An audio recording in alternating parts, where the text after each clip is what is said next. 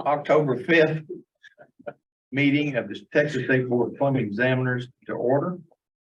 Dawn, would you please call the roll? Yes, sir. Mr. Frank Dutton, Here. Mr. James Ainsworth, I am present. Mr. Darren Black, Present. Mr. Milton Gutierrez, Here. Mr. William Clark, Yes, ma'am. Mr. Thomas McDonald, Present. Mr. Thomas Rice, Ms. Norma Yato,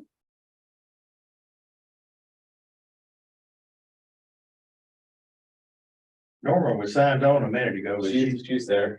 and Mr. David Yelovich. are we gonna be able to see Norma? Yeah, she just needs to turn her video on. Okay, Ms. Yato is present and we'll be able to see her in She a will be moment up there. on our screen. You might notice that we've got some new electronic devices here, thanks to our staff and Kevin.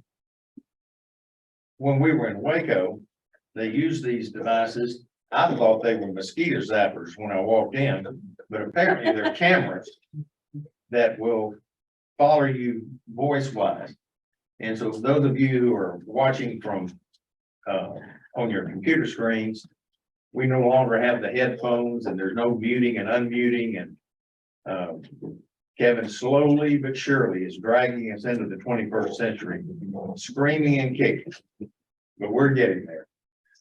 So at any rate, I would like to certify that we do have a quorum. And also I've spoken both to Tommy Rice and Dave Yelovich. Both are unable to be here due to conflicts in work. And I would ask for a motion to excuse Mr. Rice and Mr. Yelovich from attendance today. So moved. Darren Black. Motion by Mr. Black, Second. All those in favor signify by saying aye. Aye. Any opposed? Lisa, before I make my remarks, we've got some very special people that have joined us this morning. You want to make some introductions before I start today? Yes, I do. We've got a new receptionist, customer service with us, Mark Trevino, present here today. Very happy to have him, and he's just jumped right in and learning a lot of things.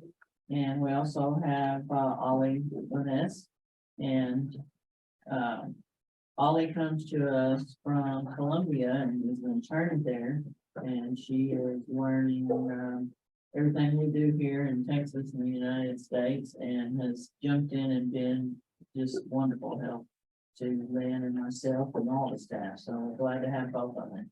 I want to ask one of you to make a noise. Hello, Say it several times. hello, testing, hello. This is Marcus. If you'll notice on our screen, the camera automatically adjusts and goes to the person who's speaking. And it gives those that are watching online a chance to see you. So thanks a lot. Appreciate it. Ollie. Ollie, both of you, welcome so much to the agency, and you've been here a short time, but you're already getting rave reviews from the people you're working with. So we're really thrilled to have you and hope you're with us a long, long time. So thanks for coming. Thank you. You bet. Okay, Oh, sir, yes, ma'am. I also want to say, since we're talking about new employees and not to jump into my report, we also have a new field investigator coming soon. And, the next meeting we'll introduce him, but has signed on, I believe, so. Great, that'll be for the Houston For area, Houston right? area. Mhm. Well, the more the merrier, and we still have openings for plumbers. If you've got a journeyman or master plumber, or you know of one, we're hiring. The pay is terrible. However, as Lisa has pointed out to me, if you want to work in a 72-degree temperature and get off your hands and knees and quit crawling in hot attics, it's a great, great job. And you can utilize your skills and get state benefits. So if any of you know of a plumber specifically in Austin or Waco area, that are looking to get out of the attic or out from underneath the house or crawl space, have them call us. We would love to talk to you. We have, since our last meeting, we have done, I guess, 6 town hall meetings. We did 3 in the Houston area. Dave Yelovich was kind enough to help set up a meeting space at the Houston Area Home Builders Association. Local 68 was kind enough to lend us their union hall, that we had a great attendance there. And then TSTC, still in Harris County, right outside of Houston, gave us their facility to have another town hall in the southwest portion of Houston. I would add that TSTC in Fort Bend County, it's not in Harris County, it's in Fort Bend County. They were also showing us the spot where they're going to build a huge building to put in a new plumbing program, where they're going to implement plumbing, but they'll start construction on that, I think, early next year. And so we'll have another school that's added a plumbing program at TSDC right outside of Houston. So we're real proud of that. We then went to South Texas, and Norma, I see you're on our screen now. Welcome. Let the record reflect that Norma Yotto is with us today. And I can't thank Norma enough. We went and did a town hall meeting in McAllen, and Norma really outdid herself in aligning a facility up. Norma, you can correct me, but I think we had our meeting in the largest single-story library in the United States there in McAllen. Is that right? Yes, yes, it is. I saw it on the sign when I walked in. So we had a great there, thanks to Norma, and then she had also lined up. We went that night to Brownsville and had a good meeting in Brownsville. The next day we came back to Corpus Christi, had a meeting there that was not as, I was disappointed, but not discouraged in the attendance. It was a low attendance, but we got a good amount of face time. And more importantly, on the trip down to Corpus, I happened to be sitting by the director, the news director, for the local television station in Corpus Christi. And I love to talk about my favorite subject, plumbing, so I got to talk to him about plumbing. And believe it or not, this guy used to be a news reporter in Austin. And he got an opportunity to move to Corpus Christi to be the head of the news area for Corpus Christi TV station. And he was very familiar with plumbing, the woes of the plumbing board a couple of years ago, and all the abolishment talk and transfer talk and plumbing license going away. So he's pretty up to speed on it. And I was telling him not only that we were surviving, but we were thriving, that we were really doing well. I got to talking to him about the high school program. And he said, well, you know what? That would be a good news story. So that afternoon, Tuesday afternoon, they did a news story on the high school plumbing program, which would allow a person to complete the curriculum and get out of high school and be eligible to take the test with tradesman exam license. I did an interview on it, and we got really good coverage. For as far as news stories go, it got as much as anything else on the news that night. So Corpus Christi, he had done some research before we did the interview, and Corpus Christi does not offer it. So I'll be really surprised if we don't get some inquiries as a result of that news story of parents asking the Corpus Christi Independent School District, why do we not have that opportunity for our kids in high school? So hopefully that'll lead to something. So thank you, Norma, for what you did for us in South Texas. It was a huge help, and it was a real success for us, and we were thrilled to be able to make a good round in South Texas. We have yet to schedule Fort Worth. We want to go to El Paso, and I haven't said anything yet, but I would also like to consider going to Beaumont, Port Arthur area. I think there are a lot of plumbers in the Beaumont, Port Arthur area that it might have been pretty good reach to come to Houston. So we've got 3 more, and I'd like to do those 3 before the first week in December. So that'll make a complete, not, I don't know what order they're gonna be in, but El Paso, Fort Worth, and Beaumont, Port Arthur area in the next 6 weeks, maybe. 8 weeks, 6 or 8 weeks. Staff, I will wait until we get to the staff report, but I'm just telling you, every meeting we have, I become more satisfied and happy with the performance of our staff and the progress that we're making on testing, on rule writing, and the efficiency of the agency. So I will defer to staff until we get there. Item number 6 on your agenda is report and discussion on high schools and trade school plumbing program, including but not limited to student education, credit examination, and tradesman licensure. And board, I was wanting to have a discussion among the board members because I have been telling people who inquired about high schools and things, and I want to make sure there's a consensus on our board that we're okay with this. Specifically, I got asked, and I think we will probably have some CTE instructors and program directors online listening to us today because I've encouraged them to do so to hear the board's comments on this. But specifically, I was asked someone who was starting a plumbing program in high school. This is the first year they're starting it. But they, and as you know, it's a 2.5-year program to successfully complete it. And they, by statute, they are not required to have an apprentice registration. So they can enroll in the class, do their plumbing thing, and not have a registration apprentice. So we don't have any way of tracking them. Their question to me said, we have had juniors and seniors who are wanting to participate in the program, but they're not going to successfully complete it and thus not going to be eligible. Their question to me was, can they get, since they're being taught by a master plumber, can they go ahead and register as an apprentice and get credit for hours spent in the program? And I've been telling them, yes, absolutely. Even that a registration for apprentice is not required. If you're not going to complete the program, go ahead and register as an apprentice, and we will let the master plumber who is teaching the program verify to us the hours that they work in as a student. Is the board okay with that? There's no rule that covers this. Is all, we're plowing new ground now. But is there any objection to giving credit for those students that actually spend time in a plumbing program that might not successfully complete?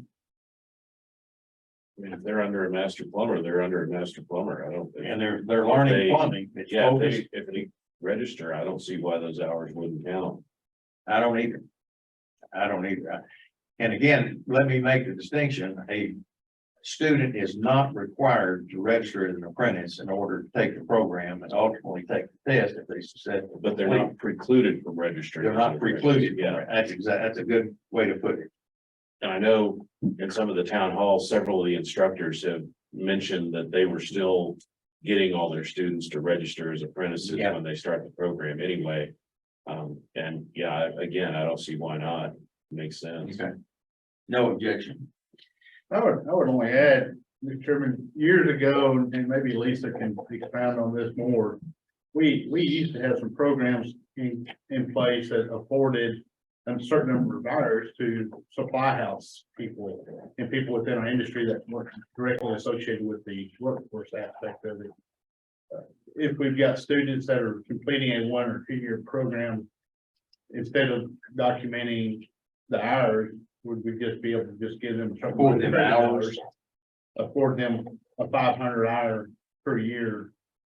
Because we're affording the students that complete the program an equivalency to 4,000 hours in our industry to take that limited training For 2.5 years. for 2.5 years. So if we could afford those students that don't necessarily complete the 2.5 year program, maybe to come up with a 500 or 1,000 or something. yes, sir. I mean, I wouldn't be opposed to, So you're basically saying like prorate however much time they do spend in the program and give them the hours for that? a certain amount, not necessarily Sure. the 4,000. Yeah. but it would afford them the opportunity to enter into the workforce beyond that with a certain amount of hours already attributed to their apprentice. Those students would need to be an apprentice, Registered as a a registered apprentice, yes. Any other comments among the board members? Lisa or Lynn, do you have any, is there any prohibition to what we're talking about here? I'm not gonna ask you to make a final decision today, but I think it's food for thought. The There's a- equivalent of a 2.5 year program in high school, we are basically affording them 4,000 hours. So they can immediately sit for their trade exam. As I understand the question, can we give them like 500 hours per year that they participate in the program? There's actually an opportunity for 250 hours and 500 hours built in for a couple other training programs that we haven't totally utilized, but to go back to what you brought up, there was a period of time in the board rules that we had different sections of types of training. In particular, if you put hangers up, you got X amount of hours and that sort of thing. So, and a lot of these kids are gonna have, students are gonna have some lab work and on the job training. So we could look at the amount of time that they spend in that as well. And we might go back, just maybe throw it around later and look at how that was broken down years ago and the types of work that they were doing and the amount of hours that was recommended. That's what you're remembering. It was, Yes, ma'am. yeah, rough in, hangers, soldering and that sort of stuff. What do you say, let's do this? And this goes to our future agenda items. Let's have the staff look at that and Lynn look at that and see what I think I'm hearing from the board, we want to give maximum hours to these folks who are choosing plumbing as a career. So if we can, I don't think it's gonna require a rule, but maybe a policy discussion among the staff. That if a person signs up for the high school program or trade school program for that matter, that they get a fixed number of hours for every semester they complete. That would apply for their 4,000 hours they need to take the test. I think I'm hearing support of the board of that type of concept. Certainly open to examining it, yeah. Does anyone have any contrary feelings about that? Ron? Okay. Okay, well, Lisa and Lynn, if you will, to the extent we're permitted, the bottom line is a student is going to receive a benefit for participating in a high school program, even if they don't successfully complete it. The question is, how much benefit are they going to get? And we will come back at our next meeting and see what the law allows us to do. But I think the board's consensus, we would like to give the maximum that's allowable. That's a reasonable amount, something less than the 4,000 certainly that you get for completion. But if you complete, 2 years out of 2.5, it should count for something. So, Sir, yes, ma'am. and under 1301.354, specific to plumbers apprentices, that's one of the areas that we can look at Okay. specifically. Well, rather than shoot from the hip today, let's let the staff take a look at it and bring it back to us. Not in the form of a rule, but just as a matter of practice or policy from the staff's standpoint. And let's be specific of what we're gonna do. The one thing that you'll find in your book, I think it's under tab 1. Lynn has put together, we get a lot of inquiries from high schools and CTE instructors asking us, how do we do it? What do we do? Well, there should be calling the Texas Education Agencies because TEA is the one who sets curriculums and requirements for high schools. But that doesn't stop them from calling us. And it certainly is not going to stop us from giving them everything we have. Lynn and Ollie had put together in your board material what we give them in response anytime we get an inquiry from a high school or an instructor, we have a standard, this is what we send them. And I would encourage board members in your own locations or communities, wherever you are, share this information with your local school districts. And if there's anything else that we don't want to get in the business of education. I mean, we're in the business of licensing and testing, but we've been drawn into this. And I certainly support it. I think all the board members and the agency support it. But we can't get too heavily involved in the education side of it. That's the CTE and the Department of Education or Texas Education Agency purview. But we certainly want to encourage it and give them everything that we have. And this is what we're giving them right now. Board members, if you have anything in addition you think we should add in this packet, let us know and we'll include it. It's pretty good stuff. It's a good starting point. And it also, one page there gives a reference to contact information with TEA and things of that nature that they really want to pursue it, they can get it there. So I have to say, and back to the town hall meetings, it is the one subject that creates the most interest and the most questions and the most excitement among the plumbers is the high school program. I am really pleased with that. I'm a little bit surprised, but I think no one understands the need for plumbers more than a plumber does. If they're trying to do the work and catch up with customers. And a lot of plumbers have family members who want to get in the industry and are not sure how to do it. So it's the one subject. I think we talk more about the high school program than any other program or thing that we talk about. So I'm real pretty pleased with the progress that we're making. I'm not gonna start saying. Anything else on our high school program anyone wants to talk about? I will say this, we have been so successful and there is so much interest in the plumbing that it would not surprise me in the least that we don't see this in other building trades in the future. I think the legislature is going to recognize the success and the potential of this program. And will apply it to other building trades too. If they don't, I think they should. I think it's a great program. It's important. If you think of it, I guess maybe we've had a dozen inquiries from high schools, Lynn, would that be fair? I haven't kept a running list, but I've talked to a few, you've talked to a few, I think that's a relatively good. Yeah, maybe estimate. 12 board members probably have talked to some that we've not talked to. So, you look at 12, 15, possibly 20 that we are aware of. You can think about 2.5 years from now, Tyler had signed up 35 people. Lubbock told me that they have 40 people in their class. We're going to have a huge wave of tradesmen coming out in the industry in 2.5 years from now. And the reason that's significant, it fits that puzzle piece that we've been working on for 2 years. That's our computer-based testing, additional practical testing examinations.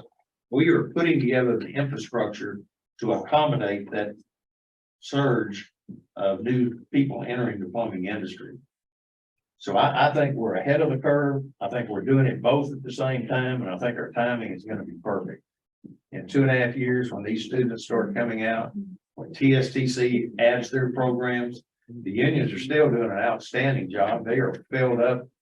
Every class they have, they've got an outstanding training program. And it's full all the time, I guess. Or it seems to be. So I think it's important to distinguish that everything that we have done have been in addition to what we're already doing. It's not been replacing any program that's already there. It's in addition to meet the pent-up demand for plumbers in Texas. So I think it's all working great. I think our timing is doing well, and we're going to be ahead of the curve. So, anything else on our high school program or? Actually, Chairman, we have a comment from somebody that would be appropriate to discuss at this time. It says, would it be possible for TSBPE to have a meeting with TEA about the plumbing curriculum in high school in order to put both agencies on the same page, like a focus group? from Kelly Sadler. Yeah, that's a good idea.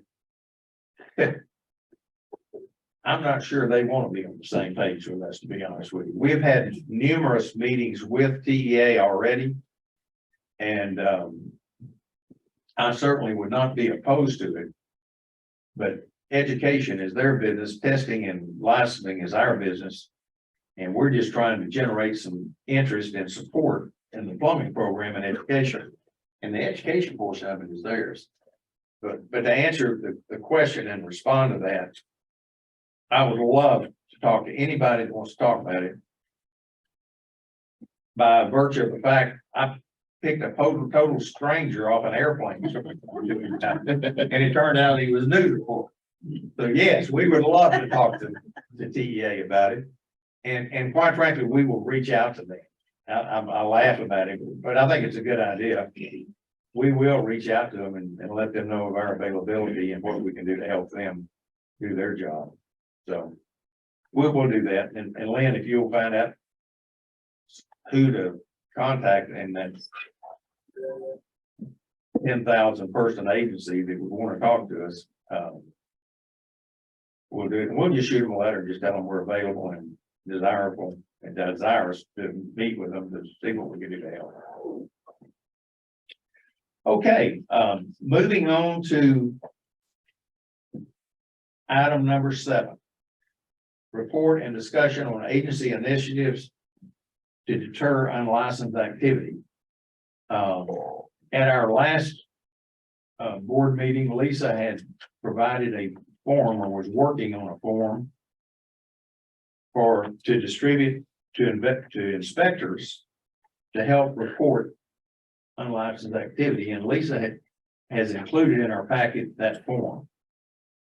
And my question to Lisa, has that been distributed to inspectors yet? It's on the website, and it was also given out at the building officials conference. I believe the field staff had those whenever they went to their last conference. And also, I'm sorry. No, go ahead. And also I had an inspector that made an inquiry yesterday about an incident, and he happened to call it an incident, and he said, I want to tell somebody about this, and I said, oh, you want this form? And so hopefully he uses the form and sends it in the studio. You got it? Okay, so he used the form, yay, I've got 2 so far. and it seems to work. Streamlines the process. Andrew, if you get this form, Steve, and I'm just asking the question, what's the next step? It's the same process. It's a complaint form.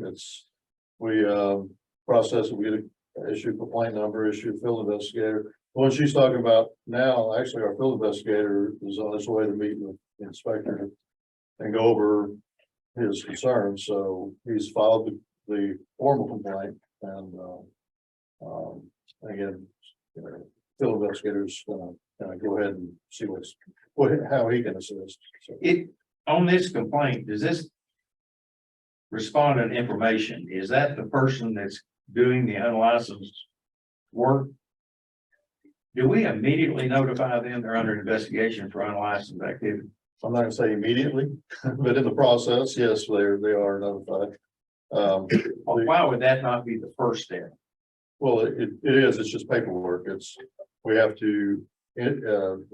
staff has to process the information into Versa. We have to get the letters out both to the respondent and to the complainant, so that the complainant knows that we received it. The respondent is given an opportunity to respond to the allegations. So it's in the mix. It's just that we have a lot of complaints, and we, again, have to notify them in writing.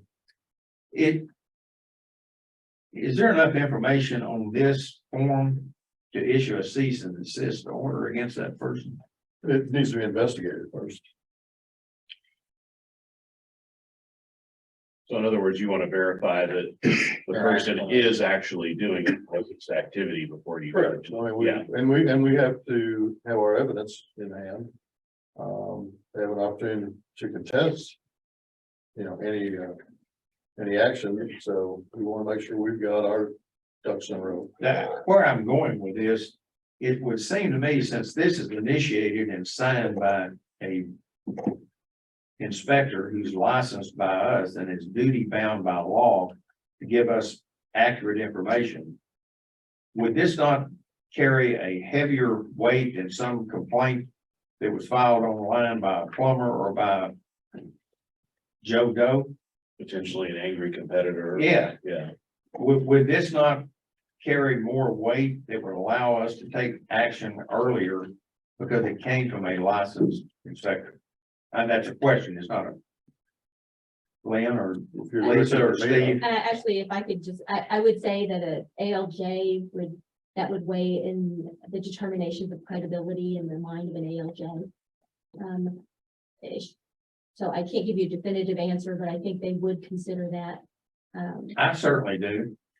So it If I wouldn't were licensed by I sure wouldn't be sending you any fictitious information on a government form to the person that's issuing my license. Well, not only What if that, that but- inspector's wrong? No, it does happen. Yeah. I mean, Then you know what? if you're accused of something, you should be able to present your side and let them do an investigation. I don't think that's fair at all. I don't disagree at all with what you're saying, and I'm not suggesting that we don't do the investigation. But what I am suggesting is that we take whatever action we're allowed to take early on. And then after the investigation, it may all go away. So I am in no way saying it shouldn't be investigated. But if there is something we can do, because we've got this from an inspector, that we could take action, I don't know if it's gonna be a cease and desist order, or it's gonna be a letter that you've been reported unlicensed activity, and any further activity along these lines, or I don't know what it is. But this to me is more credible than a complaint we get in online. And sir, can I add something? Sure. What we anticipated was this form would be, yeah, I swear this is all true and correct. Well, and of course, anybody can swear that it's all true and correct, and it's gonna get ferreted out and proven up by court. But we anticipated that we may very well be able to write a cease and desist based on the fact that that inspector who has the authority in his area or her area should be able to sign across the dotted line that this is true and accurate information. And of course, anyone's gonna have an opportunity to disprove it.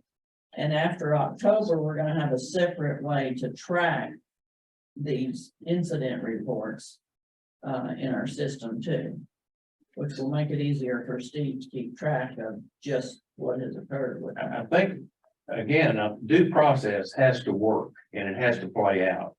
And everyone has to have an opportunity to defend themselves. And I'm a huge advocate for that. But part of our investigation should be, if you've got a licensed individual as an inspector who's given you a document saying that we have investigated and that person does not have a license, that's pretty strong evidence. That's not a competitor that's mad or an angry consumer. That's a person that's licensed by our agency who is in the business of inspecting jobs. So that carries a lot of weight to me. And the information's very specific that we asked for on the form too. All right, so let me clarify. You're talking about two separate things. Okay.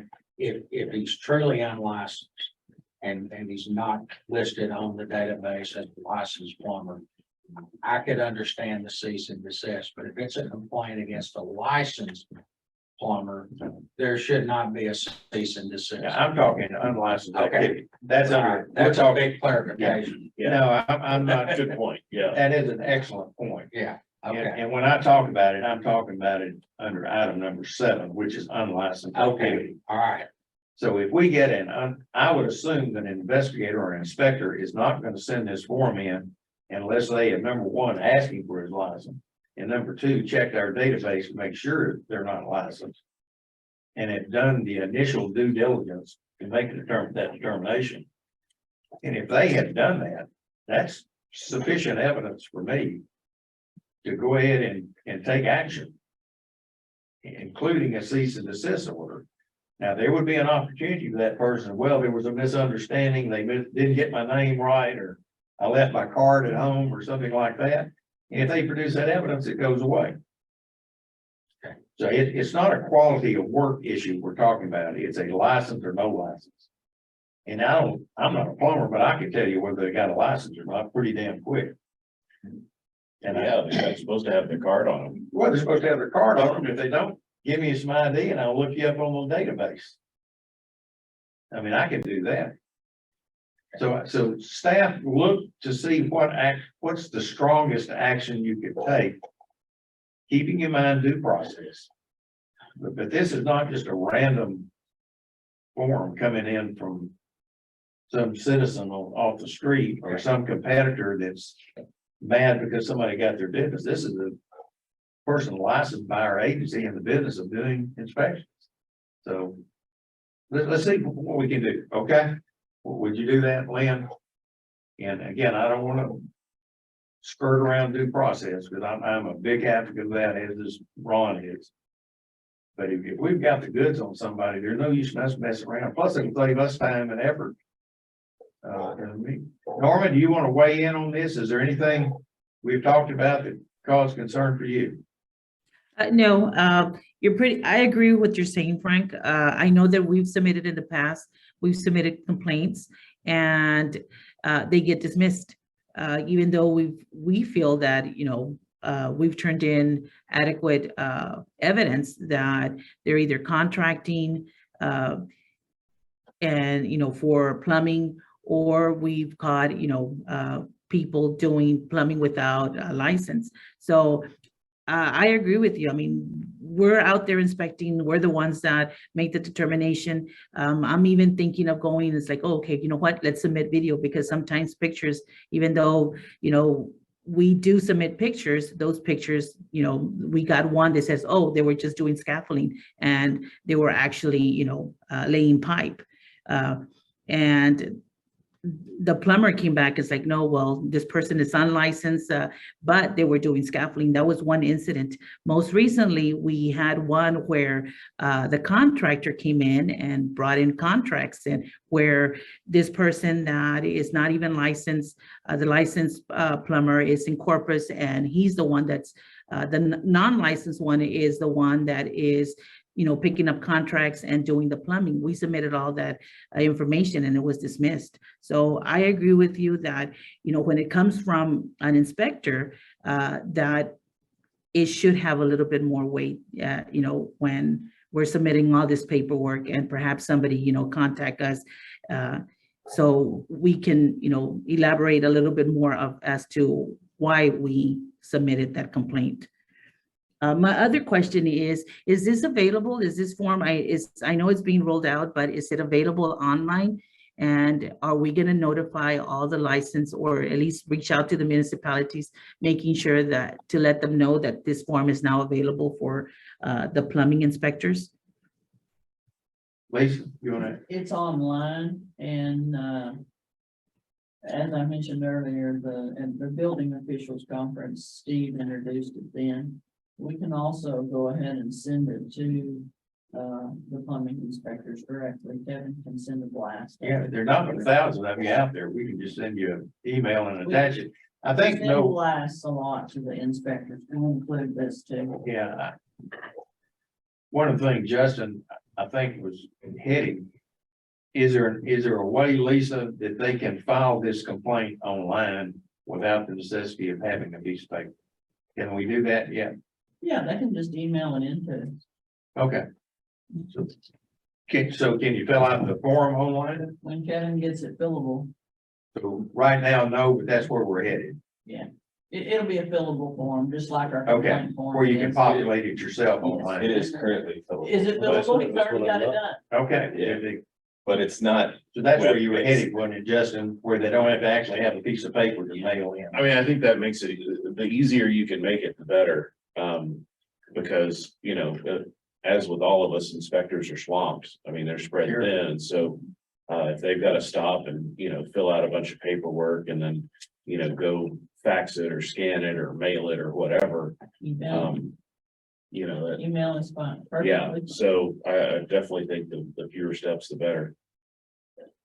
And If we could get it, eventually a web fillable form would be even better, but at least a fillable PDF that they can email is good for a start. well, the ultimate person that will maybe be making the determination whether there's sufficient evidence to move forward is still Steve and the investigators and enforcement. So Steve, act accordingly. I mean, if you feel you've got sufficient evidence with the completion of this form coming from an inspector, take the maximum that you feel that you've got the evidence to support at that time. I want to add one other thing, if I can. It's not uncommon for us to get complaints from inspectors, complaints on a complaint form. Sometimes it's more of a concern that they believe they witnessed something, and what we were hoping to eliminate with this form is, I did see them install 3/4-inch pipe, and it was Randy Smith that I saw, and here's his picture, and he had no license. That's what we were really trying to do here, whereas on a complaint form, and sometimes the evidence that's submitted, you believe something has occurred, but maybe you don't have all that factual information for us to take to court. And unfortunately, sometimes those do, get done with a warning. Yeah. But in the unlicensed people, should be straightforward. It should be, and they, hopefully, the inspector will send in sufficient documentation and evidence to support Yeah. the claim to start with. I would hope it would be, the exception that they don't send in sufficient amount of information rather than the rule. Because we get a lot of complaints that, I heard a guy down the street drives a blue truck, got plumbing. That doesn't help us any. But again, we're talking about different class of people that are filing these complaints. It's an inspector. He's in the business of inspecting, and they should understand the rules of evidence and what documentation is required to make it stick. So, Well, and maybe when you do the email blast out to all the licensed inspectors, you can put a little narrative in Yeah. there that says, hey, this is for bona fide, things that you have witnessed, that you have evidence for. So that makes it a little easier on Steve and his team. If they get it, maybe not presented perfectly correctly with a bow on top, but at least, a stack of paper that's got the right stuff in it somewhere, versus having to go out and ferret out that info on their own. I think that might be, good. okay, enough said about that. Can I add something? Sure. Steve and Norma, you may be able to add to this as well. From a municipality standpoint, obviously, these individuals are breaking a local ordinance. Are those individuals going before a municipal court of law judge and being assessed a penalty locally? Do we have that data? That A lot of times the city attorney doesn't, or the I city can- prosecutor doesn't care to deal with that. I can tell you, I can tell you our local municipal judge will not hear anything having to do with licensing. They'll do our ordinances, whatever code we're under, and if they're violating any of those ordinances. But when they're violating any state law with the plumbing, they'll refer us to I'm submit the sorry. complaint to the state. Can we, our chair has just had to take a call. Can we take a small break until the chair is back? And we'll repeat any comment online. Can I have a motion to temporarily adjourn? Move, we take a 5-minute recess. 5-minute recess. so Darren, So move. Aye.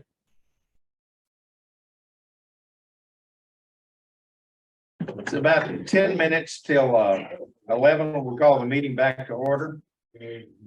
I would encourage you in the back of the room, be really careful about talking while the meeting's going on. These things are super sensitive. So if you're gonna say something ugly about me, it's gonna be recorded. Yeah, and the camera will zoom in. And the camera will zoom in on you, so be real careful talking while the meeting's going on. I'm just giving you fair warning. Let's move on. Well, before we leave unlicensed activity, we've talked about the inspection investigator, and I think you've got some great ideas. He's not here, but John Mata at our meeting at local 68, we're talking about unlicensed activity, brought up the idea. And I thought it was a great idea. We don't have the money to do it, but to buy a billboard in and out of major metropolitan areas, encouraging people to use only licensed plumbers. And I think that's a great idea. We don't have the funds to do it. And there's even been some talk in the industry of them getting together and pooling their money and buying a billboard on the 71K. John, I'm talking about your idea of billboards for unlicensed activity. We're ready to buy them. Well, you should have been here on time and you. Yes, sir. But well, there's some things going on along those lines, and I think it's a good idea. But what we can do, and I'm gonna let Lisa wait until we get to Lisa's presentation, when she talks about the mobile testing unit. Did you know we're fixing to have a 18-wheeler with a huge mobile testing unit on the back of it, driving all over the state of Texas? What's wrong with putting a message, only use licensed plumbers, on that box van? Yeah. Along with State Board of Plumbing examiners. So we might have an opportunity, and Lisa will talk about it later, but that might be an opportunity for us to have a rolling billboard that's going to go to all four corners of the state and get an awful lot of visibility. So something else we can do. As I said at the last meeting, and Lynn and Lisa, item number 7, I want to leave on the agenda for the next meeting. Okay. Okay. Because this is an item that too many times we talk about it, we go on, we forget about it, and we don't do anything else. But this is something that's going to be an ongoing problem for as long as I'm here, so it needs to stay on the agenda, and we're going to talk about it every time. So let's move on now to item number 8. Discussion and possible action to approve the journeyman reciprocity agreement, allowing reciprocity between Arkansas and Texas. You saw a draft of this at our last meeting, and Darren, I will point out to you that one of the issues that you raised at the last meeting was, what about a person who is, Lisa, we can hear you here. What about a person who receives a license through reciprocity and then they seek a license from us? This specifically addresses that and says that cannot happen. If you're from Arkansas and a person, I don't know if they do, but if they had a reciprocity agreement with another state and they issued them a license based upon that other state's license, they couldn't in turn come to Texas. They couldn't probably into Texas without doing that. So specifically, thank you, Lynn. It addresses that. The Arkansas folks have already signed it and agreed to it. The next step is for our board to approve it. And if you approve it, then it goes to the governor's office, who has final approval before we can implement it. But here it is. Any objection or any motion to approve it? Motion to approve. Question. No problem. Go ahead, motion to approve, and have questions, go ahead. I just, and Lisa, you're comfortable that their requirements for licensing are equal or to ours?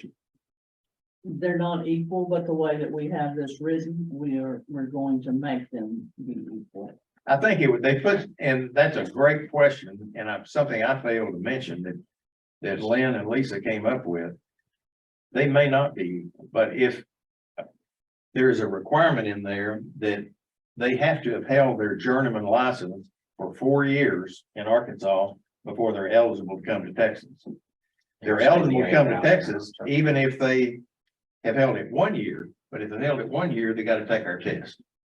If I could add something to that, Lynn Latunge on the council, when we looked at the standards, they sent in a long written explanation of what they test on for the written exam, and they explained to us they do not have a practical exam. Our examiners went through and met with them on repeat occasion and determined that our written standards and what we cover are equivalent. And as for the practical standard, we wrote into the agreement that they can come to Texas and take on a practical exam, but receive credit for the written test they've received, which is an equivalent standard. Or they can hold that license for 4 years consecutively prior to their application. Okay. How about that? And that was a great thing that came from Good staff. compromise. Thank you, Lynn. Great compromise. And they've already agreed to it. So I think it's a good, solid agreement and would recommend approval. I already have a motion to approve. Is there a second? I'll second. Ron seconds. All those in favor signify by saying aye. Aye. Aye. Great. So now it'll go to the governor's office. Very good, and I'll be happy to send that. And can I get just one small motion to allow the chairman to sign on behalf of the board on this agreement and anything we act on today? So moved. Motion and a second. Second, Milton. Second by Milton. All those in favor signify by saying aye. Aye. Thank you. You want me to sign on behalf of the governor too, or?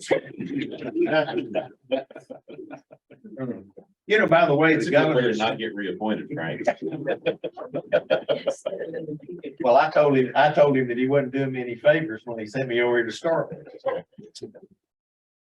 By the way, the governors, we have a new governor liaison at the governor's office. And I think he's gonna be here at 1:30 or 2:30 today. Just to take a tour of the office, and we've not met him yet. And he seemed like, I've talked to him on the phone, he seems like a real sharp young gentleman, worked for TxDOT for several years, also worked for Senator Nichols in his office. So he's up to speed on plumbing. He was really a nice guy to talk to, and I'm looking forward to having him as our new liaison. So hopefully he'll be here in time for the board to meet. So. Going on to item number 9. What's next? Lynn, you have already made inquiries to several states. Could you tell us who they are? And I am, and I'm going to pass that torch and the glamour of this report to my executive director who wants Oh, to speak okay. about it. And I'm All right. happy to be a resource for that. We've done extensive work and we continue to reach out to people. And, I don't have my copy of that. And I was gonna mention that, I think as we've reached out, we're gonna get more and more recognition across the United States, and more people are gonna come back to us. The ones that have initially, said that they're interested in, New Mexico is one, Oklahoma is one. We had a good meeting with, New Mexico. We're still working on Kansas, Nevada, North Dakota, Oregon, Colorado. And the majority of them are most definitely interested in it. The one that we found, let's see. The exception was Kansas, and while their authority to license plumbers is through local municipalities, so that's a little harder for us to work with. I know in our last meeting, you had indicated that Colorado and Utah are gonna be easy for us. Have we heard anything back from them or any kind of indication? I don't think we've heard from Colorado. Utah had an issue with their authority as well, but their examination and ours are very similar. If I may add, Littleton General Counsel, Utah says it's a constitutional authority. They do not have authority as a board to enter into a reciprocity agreement. However, what Lisa said is correct. We have very similar statutes, and I don't understand their process, but they do have a process of recognition through some sort of endorsement. So if licensees would be interested in that, they can potentially look at Utah's ability to apply to them and pursue those opportunities. I don't know what those are, but they do not have the authority to enter into a reciprocity agreement. Well, neither do we. We do. Well, not without the governor's approval. Well, of course. So, Of course. So maybe they need to look at their statute, and see if they can enter into one and then give it to the governor to approve. So at any rate, I continue to work on them, and I have utmost trust in the staff and the examination people to look at the requirements of other states and let us know if they're substantially equivalent to the point that we can do reciprocity with them. And I will add, I didn't say it verbally, but this reciprocity agreement with Arkansas is very similar to the Louisiana one. It only applies to journeyman license. It does not apply to any other license type other than a journeyman license. And Lisa, did I overhear you, or did you tell me some time ago that we've had 25 or 30, 20 or 30 people from Louisiana to take us up on this? I'd say there's maybe 20. 20, okay. I can get an exact number. That's okay. I haven't ran it. But lately. anyway, they're not overwhelming us, but it is an avenue where they can come in and find work here. And if I may, one of the things that does kind of put the stop on some of this reciprocity is that a lot of states have a separate natural gas license. And in particular, Louisiana is one too, so licensing has to be very careful to make sure they see both of those licenses, and on our application, it's very specific. We've gotten applications where they don't have it and we've had to deny it. And it's in the reciprocity agreement with Louisiana that they have to have both. Yeah. The natural gas as well as the plumbing license. And it seems that that occurs across the United States and a few other places Okay. as well. But anyway, I'm kind of pleased with what we're doing, since Louisiana is the first one we've had since 1947. That's pretty good. We're making huge progress. So, so let's continue our efforts there. And we've already sent our feelers out to other states that might have an interest. And again, it's not going to be a silver bullet that solves the plumbing shortage in Texas. But when you combine that with the new folks coming on with high school and trade school and reciprocity, and we're gearing up our testing capability and capacity.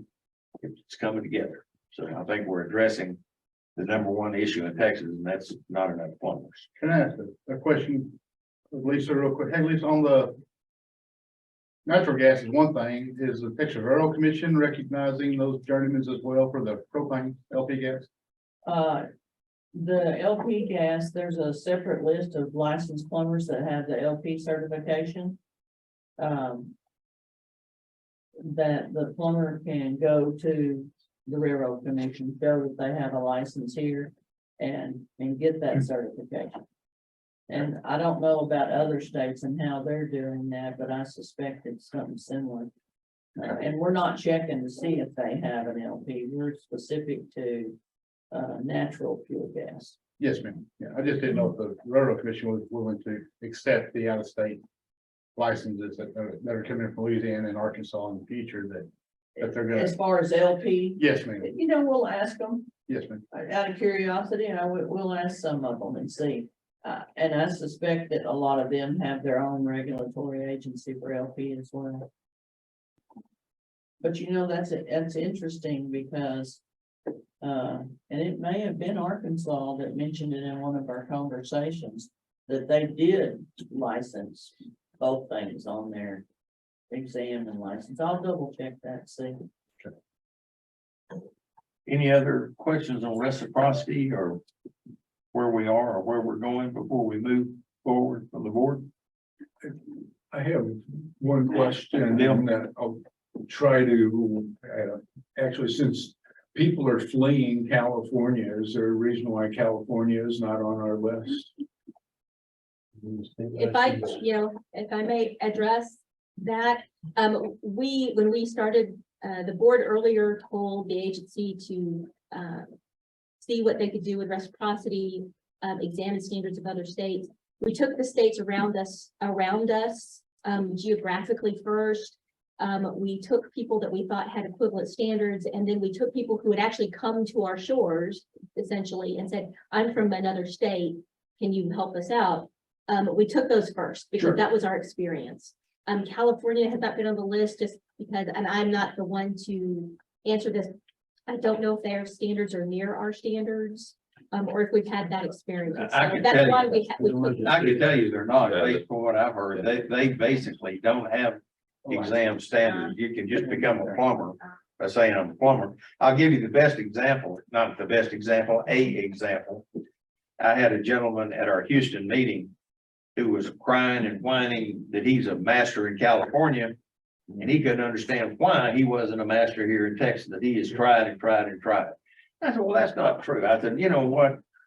Let me get in touch with the staff. Well, hell, I got in touch with the staff. He's taken our exam 5 times and failed it all 5 times. I would have thought as overregulated as California is. You know, they're it'd be not. hard to get a license. They're there. not. They don't have a journeyman. And I will say They're this. Journeyman at all. Y'all had a great answer. Thank you. Yeah, Bill, I don't need to get off on a tangent on this, but to answer your question, they still can come take our test if they're hold a license out there. But we're not ready to issue them a license based upon the qualifications and the testing requirements in California. So I don't think a reciprocity agreement would be okay with us, even if it was okay with them. So we've not actually pursued it, but still, if they hold a license, California, they want to come take our test, come on down. You're welcome to take it. And hopefully you'll be more successful than that master who's taken it 5 times and hadn't passed it yet. We do get quite a few, California masters, and they do pretty good, but the one in question there is a struggle. You know, the funny thing about it, when I inquired on behalf of this gentleman, the examination staff already knew him by his first name. They talked to him all the time, so. Yeah, it sounds like he's been here a lot. He's been here a lot, he sure has, but, and I wish him well, I hope he finally passes it eventually. I'm not trying to slam dunk California, and he's maybe not representative of everyone in California, but he was just my experience that I've had in recent months on that subject, so. If there's no further discussion on the reciprocity end of it, let's move now to our rules. And we'll let Lynn go through there. We've got 4 sets of rules, 2 of which have already gone through public comment and been posted for the 30-day required period and received public comment. Neither of which I don't think have received any comments. So those 2 sets of rules will be for final adoption among the board. The last 2 will be for proposal. These are rough draft rules that we will propose to post on the Texas Register and leave posted for 30 days for comments. There's a couple of ways we could have done this. There's a quick way of just taking a thumbs up or thumbs down vote, or there's another way of asking Lynn to kind of walk through item by item that was changed, and I've selected the latter. And I apologize if this is going to seem tedious or cumbersome to some, but I think it is really important for our board as well as for the public, since we didn't get any comment, for them to know exactly what it is that we're adopting. So, Lynn, Okay, with well, the permission of the board, if you will just start down the list. all right, well, I'll let you know that's not what I prepared for, but I can do it. I was ready to do what we did in our earlier meeting to go through the proposals as we did. I'll refresh your memory, and I'm going to go ahead and say, if this is Lilith Home speaking to item 10 on the agenda, and this is tab 5 in your material. And if you look in your material, you'll see a board document summary on each of the rule items, and the board document summary summarizes what we have done in the past, what we've done since the meeting where this was recommended for proposal for publication.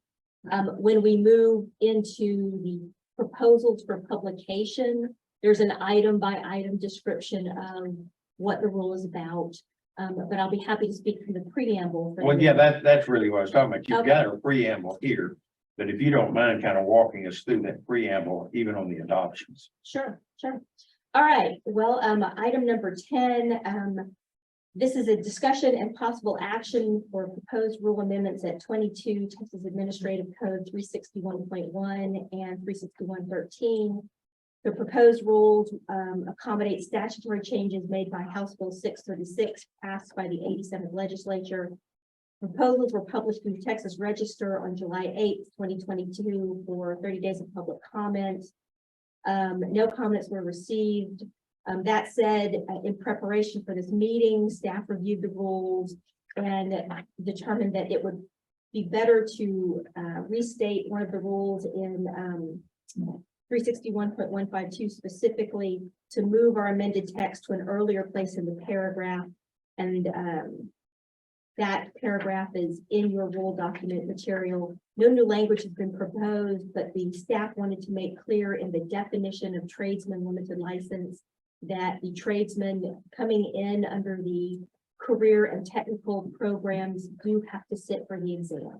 They don't have to achieve the 4,000 hours of work history, but they do still have to take the exam. Lynn and I discussed this, and she was in agreement that one might have misinterpreted the original way that was proposed, that they didn't have to take the exam.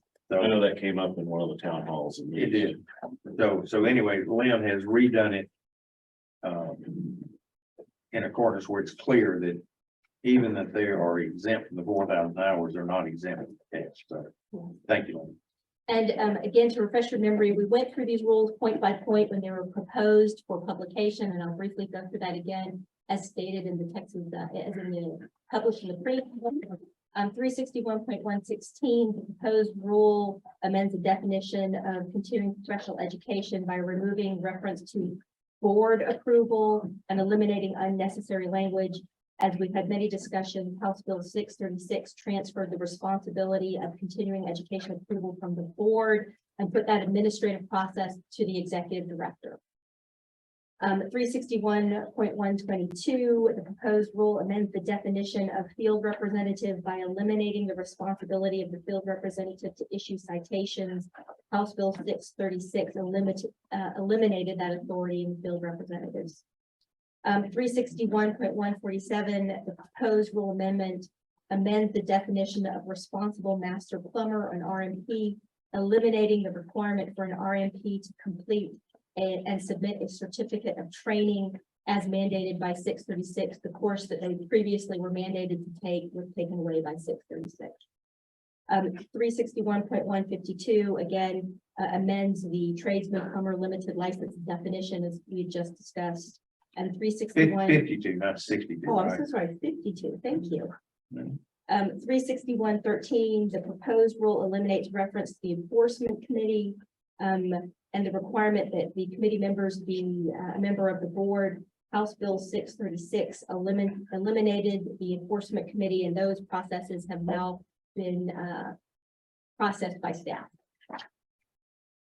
The staff would recommend that the adoption of the proposed rule amendments as posted with clarification in 361.152 show that be adopted. For 361.1 and 361.13 both, or do we need separate motions? The possible motion, this is a proposed motion, a motion to recommend for adoption the proposed rule amendments at 22 Texas Administrative Code 361.1 with the discussed change in 361.1 subsection 52 and the proposed rule at 361.13. Is there a motion? I will make a motion to that effect. Second. Motion and a second to adopt these rules for final adoption. All those in favor signify by saying aye. Aye. Aye. Thank you. Mr. Chairman, who is the second? I was Bill, second. Bill's out. Thank you. All right, I'm moving to tab 6, and this is item number 11 on the agenda. This is discussion of possible action for the adoption of the proposed rule at 22 Texas Administrative Code, section 365.1, .5, .7, .8, .14, .15, .19, .20, .21, .22, .23, .24, and the new proposed rule at 365.25.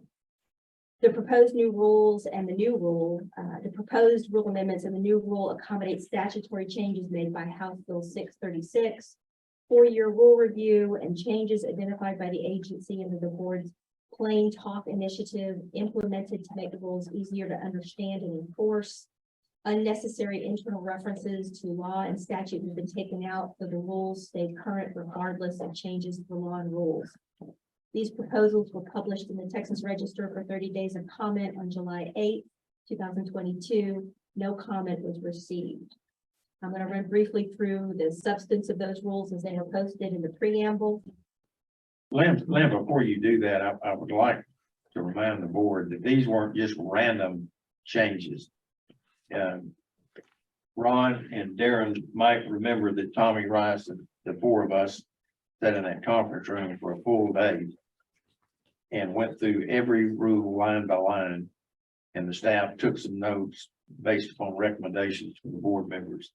So a lot of what you see here is taking those notes and putting them in place, as well as some additions that Lynn and Lisa had made to simplify them and make them more understandable in plain English. So these were not just randomly selected by a lawyer, that they were as a result of quite a bit of work by board members. And you might recall us doing that. It's a pretty tedious process, but it's the fruits of our labor. So Lynn, push ahead. Thank you, sir. 365.1, the proposed rule makes a non-substantive change to the current rule to eliminate unnecessary language and references to simplify the rule. 355.5, the proposed rule makes a non-substantive change to the current rule to simplify and reword and restructure the requirements for the renewal in an effort to make it easier to read. 365.7, the proposed rule makes a non-substantive change to the current rule to eliminate an unnecessary reference. 365.8, the proposed rule consolidates subsection D into subsection A of the current rule to show a licensee or registrant must inform the board of a change of physical address and legal name to make the rule more efficient and easier to read. It also makes the new requirement that the board be notified of a change in email address. 365.14 changes the rule heading to continuing professional education and training requirements, and adds as applicable to subsection C to clarify that continuing education and training can be taken in person, via correspondence, or virtually. 365.15, the rule eliminates references to a publisher of course material. The board earlier repealed regulation of publishers. House Bill 636 moved the administrative approval of continuing education from the board to the executive director.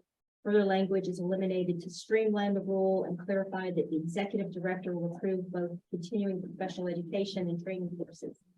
Last clarification in C shows that course material is approved for 2 years from their stated effective date or the date they're approved, whichever is later. That was 1 year, right? 2 years. They were good for only 1 year prior to this. Now they're good for 2 years. That's my understanding. Yeah, me too. 365.19, the proposed rule eliminates reference to board approval for training courses. Again, under 636, the executive director now performs those administrative duties to facilitate that approval. Furthermore, the proposed rule eliminates overly prescriptive rules regarding class format, delivery, class size, as was recommended by the Sunset Commission. The proposed rule requires that courses and training segments are to be at least 1 hour in length. The proposed rule gives notice that providers may incorporate materials or presentations by manufacturing vendors, but only educational and informative portions will be given credit. The proposed rule requires that an education provider offer to refund or reschedule the course should the original course be canceled. The rule expands the time frame for a provider. Expands the time frame a provider will provide a certificate of completion from 48 hours to within 3 business days after successful course completion. Section 365.20 proposes rules that sets the minimum qualifications for instructors of continuing education and training programs. It eliminates overly prescriptive language as recommended by the Sunset Commission and facilitates the standards under which the executive director will approve instructors as mandated by House Bill 636. It requires an instructor be a journeyman master or a plumbing inspector in good standing. An instructor teaching an endorsement course must hold that endorsement. Instructors must teach approved material and report course completion within 3 days of the course after it was complete. And the requirement that instructors complete the course instructor certification workshop is eliminated. Section 365.21, the current rule provides that continuing education for medical gas piping endorsement must have 2 hours of CPE. The rule proposal amends the rule to include that successful completion in a national certification in med gas may also satisfy the continuing education requirement for that endorsement.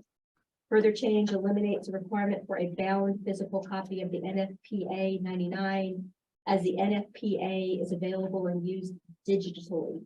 Further language is eliminated to remove unnecessary language and references, including C3, which prohibited a course provider from marking up the price of material purchased from the NFPA. Section 365.22, Chapter 55 of the Texas Occupation Code requires that state agencies adopt certain rules relating to licensing of military service members, military veterans, and military spouses. The current rule addresses only military spouses. The proposed rule is expanded to provide those opportunities for military service members and military veterans and military spouses. 365.23, Section 1301.406 of the PLL allows for the transfer of licenses held for 35 consecutive years.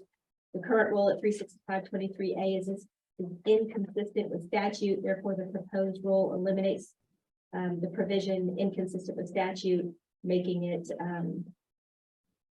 the 35 years from the 50.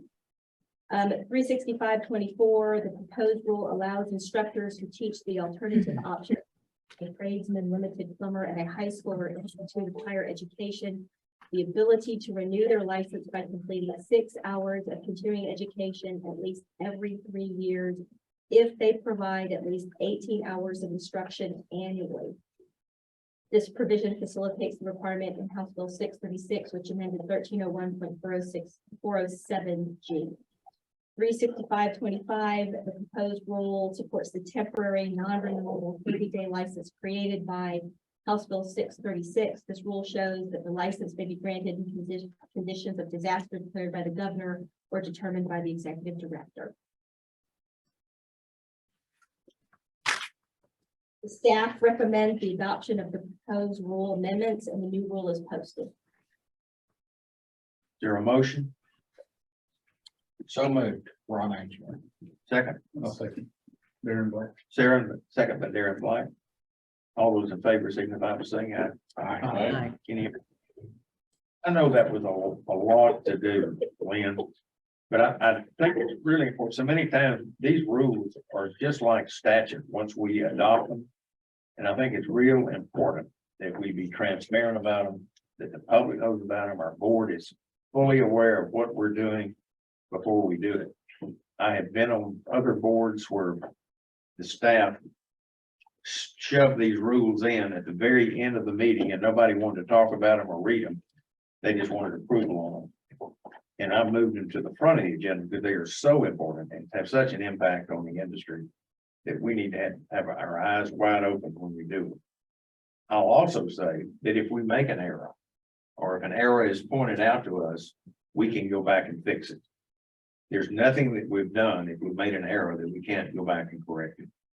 So if down the road, if we adopt these and publish them and they're good to go, when we find out there's an error and we need to make a mid-course correction, we have the ability to do that. So Lynn, do you need a break before we go to those that I'm are ready to rock and being roll. proposed? If y'all are good, I am good. Well, let's go ahead and get through that then, if you're ready to do it. All right, well, thank you. Again, Lynn with General Counsel. Items number 12 and 13 are just as what the chairman described. These are proposals for publication in the register for 30 days.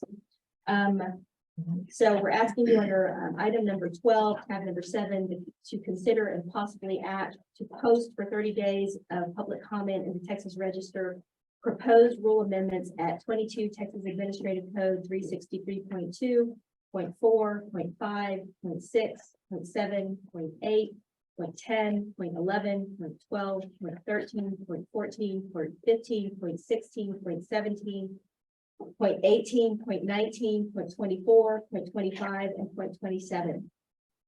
The proposed rule amendments and update the current rules to be consistent with changes originating from House Bill 636. The amendments also reflect efforts of the rules work group earlier explained by the chair, and proposed rules additionally reflect efforts to simplify the rules by stripping out unnecessary language and internal references. This allows the rules to stay current regardless of changes to reference law rules.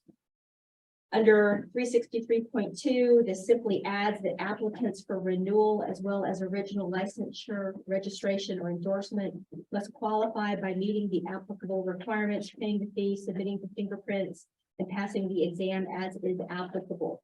It further adds that fingerprints are subject to background checks using FBI records, which is provided for in statute. 363 qualifications for applicants with military experience is repealed as it was expanded upon in potentially and just now adopted 365.22. 363.4, the provision B is stricken as redundant as out-of-state applicants is already considered in subsection A. 365.5 simplifies the rule by eliminating an unnecessary reference to A2, which no longer exists. Other unnecessary rule references are eliminated to update the rule and simplify it. References to board approval for education instructors and providers are updated to reflect the approval process for education implemented by House Bill 636. As the chair stepped out, we need to stop. So can we, Board Member Aaronsworth, can you put us on a break? Oh. We're gonna recess for 5 minutes. Thank you.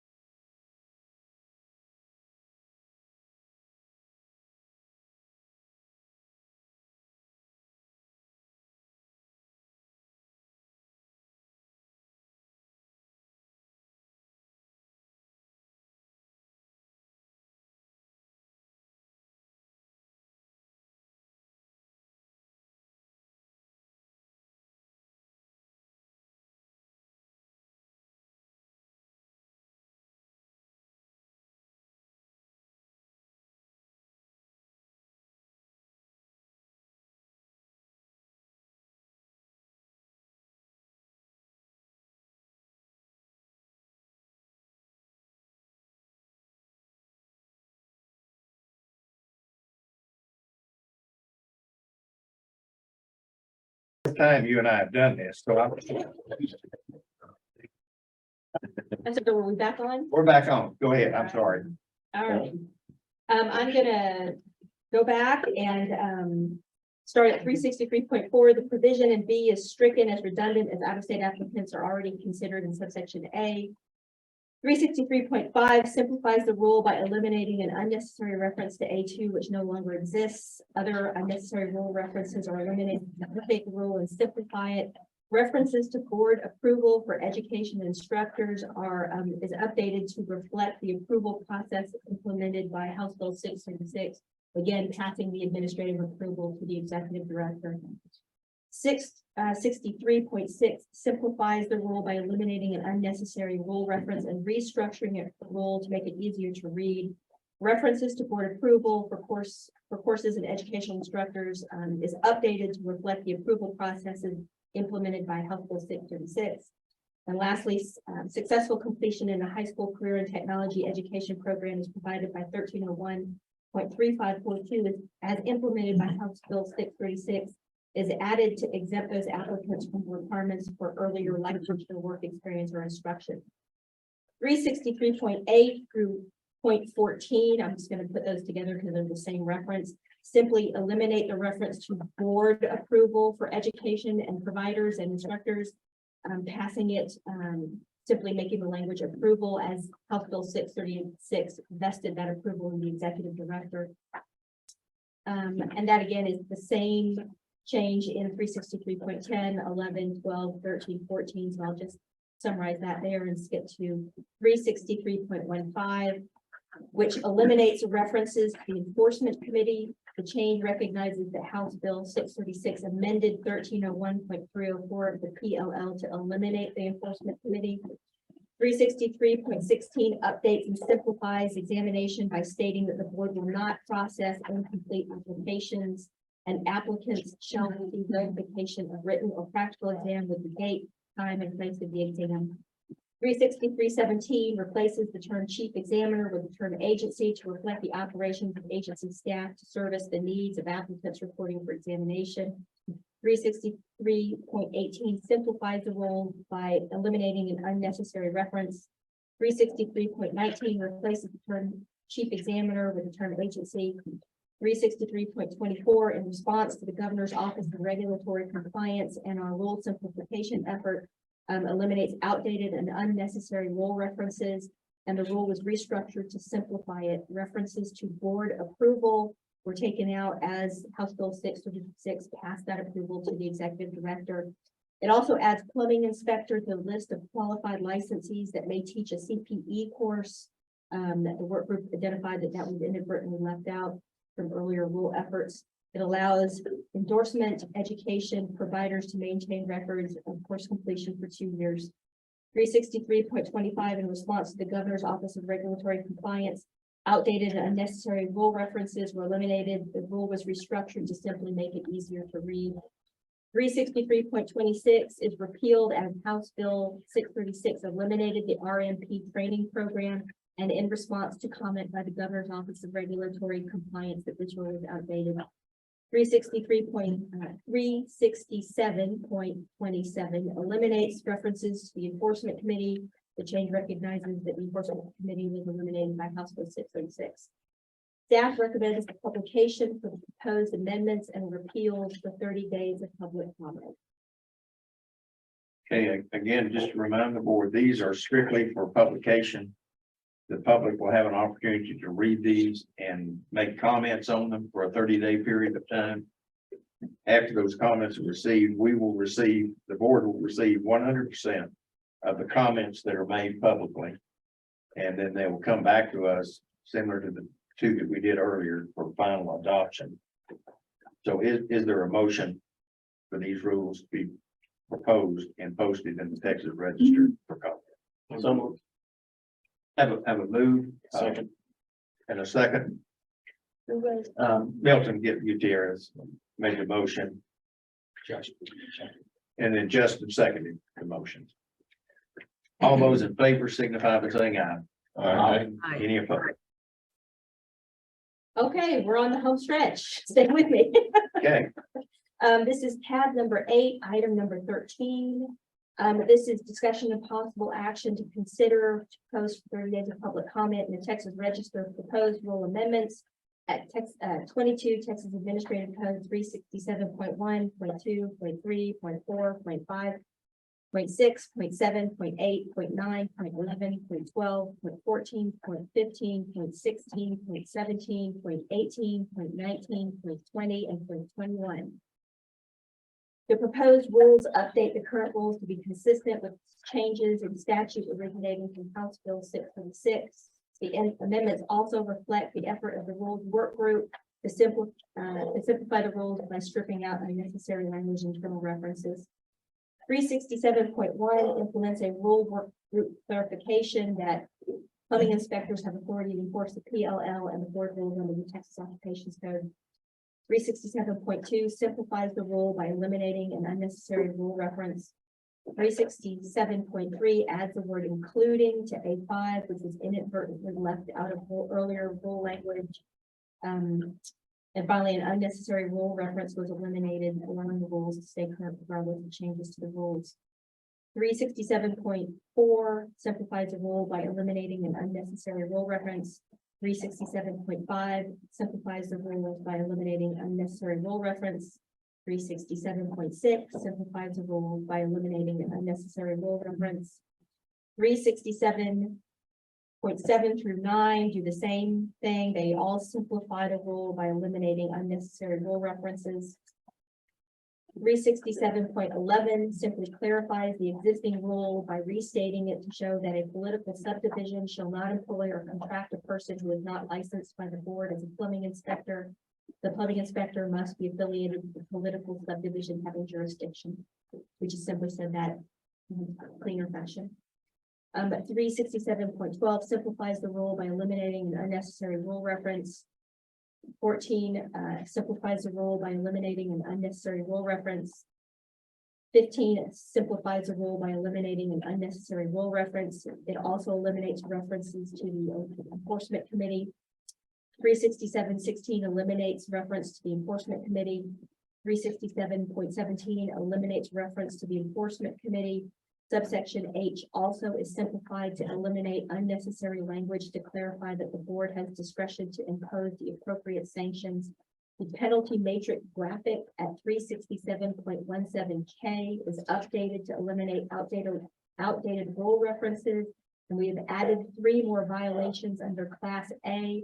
The Class A violations added are 2 Class A violations are added for failure to cooperate with field investigations. Rule 367.15D and 367.12B. Rule 367.15D requires licensees and registrants to cooperate with the board and its field representatives during investigations of a complaint. Rule 367.12B requires that a licensee or registrant cooperate with field staff conducting an on-site license or registration step. These violations are recommended at a $3,000 penalty. A Class A violation is recommended for a violation of the PLL at 1301.551.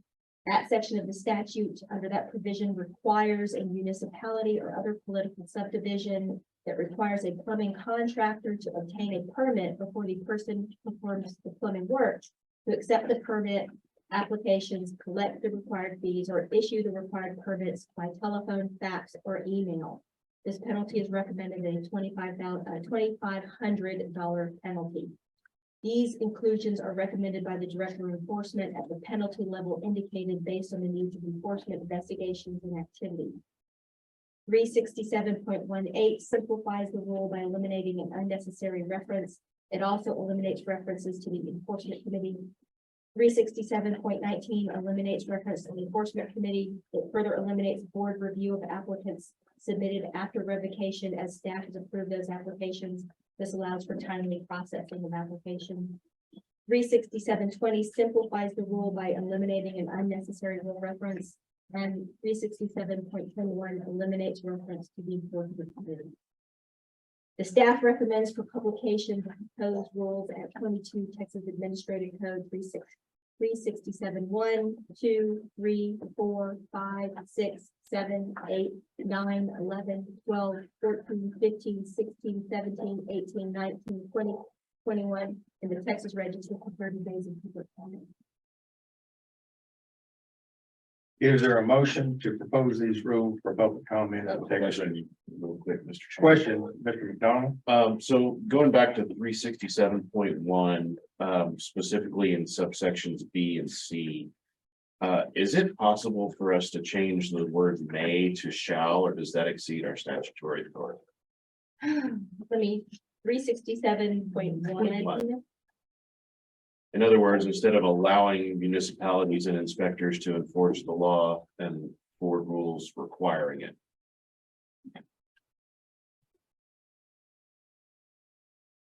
And I know that's kind of something that's been discussed at prior meetings. I didn't know if that's appropriate at this point in time, or if it's even within our statutory authority. I'm gonna have to examine this more closely. Okay. Should you wish to post this, we could change the language to be more stringent, knowing we could back down from it at a later time. We can table this for further contemplation by the work group, or. I'd say posted as shall, Okay. and if we want to readdress it at a later date, we can. All Because right. I think clearly we've got the authority to require that, and we should. Okay. Whether or not we use prosecutorial discretion in enforcing it is another issue. Good catch. Mr. Chairman, I would make a motion that. I have a question. I'm sorry. This is section 367.17, where it says Class A or a Class A violation. Is that the municipality? The municipality needs to issue the permit by phone, fax, or email? Are those the only three options that the municipality has? She's lucky, Norma. Just And clarification. let me repeat back the question to you, because I'm not sure I understood the question. Is you're asking, is the municipality required under statute to provide email, text, or phone? Is that correct? Is that, Facts. Phone. Yes, Phone facts. fax. is that what you're asking, board member Yado? Yes, the requirement on the issuance of the permit. The statute provides that the municipality must have those offerings if they require someone to have the permit in hand before they do the work. I'm sorry, I what was think the, what she's asking, are we limited to that or maybe? right, Oh. correct. Yeah, I think what Norma's asking, can they do something other than those? Is it permitted? Can you give me an example? Like- Norma, this came up at our town hall meeting down there. I think is what you're referring to, Norma. Or no, it didn't. It came up. I came up in a discussion in some of the areas out in West Texas. They require the master person. plumber to come in person, even if it's 100 miles away. Right. And I think that's what this is addressing. The statute is addressing that. And the statute is addressing that if you are requiring a permit before work is done, you have to have the ability to do that via telephone, fax, or email to communicate and receive those administrative functions. That is exactly the answer that Ron gave this individual. And did Okay. that address your issue, But- Norma? But what if, I know that says it's either by phone, by telephone, fax, or email.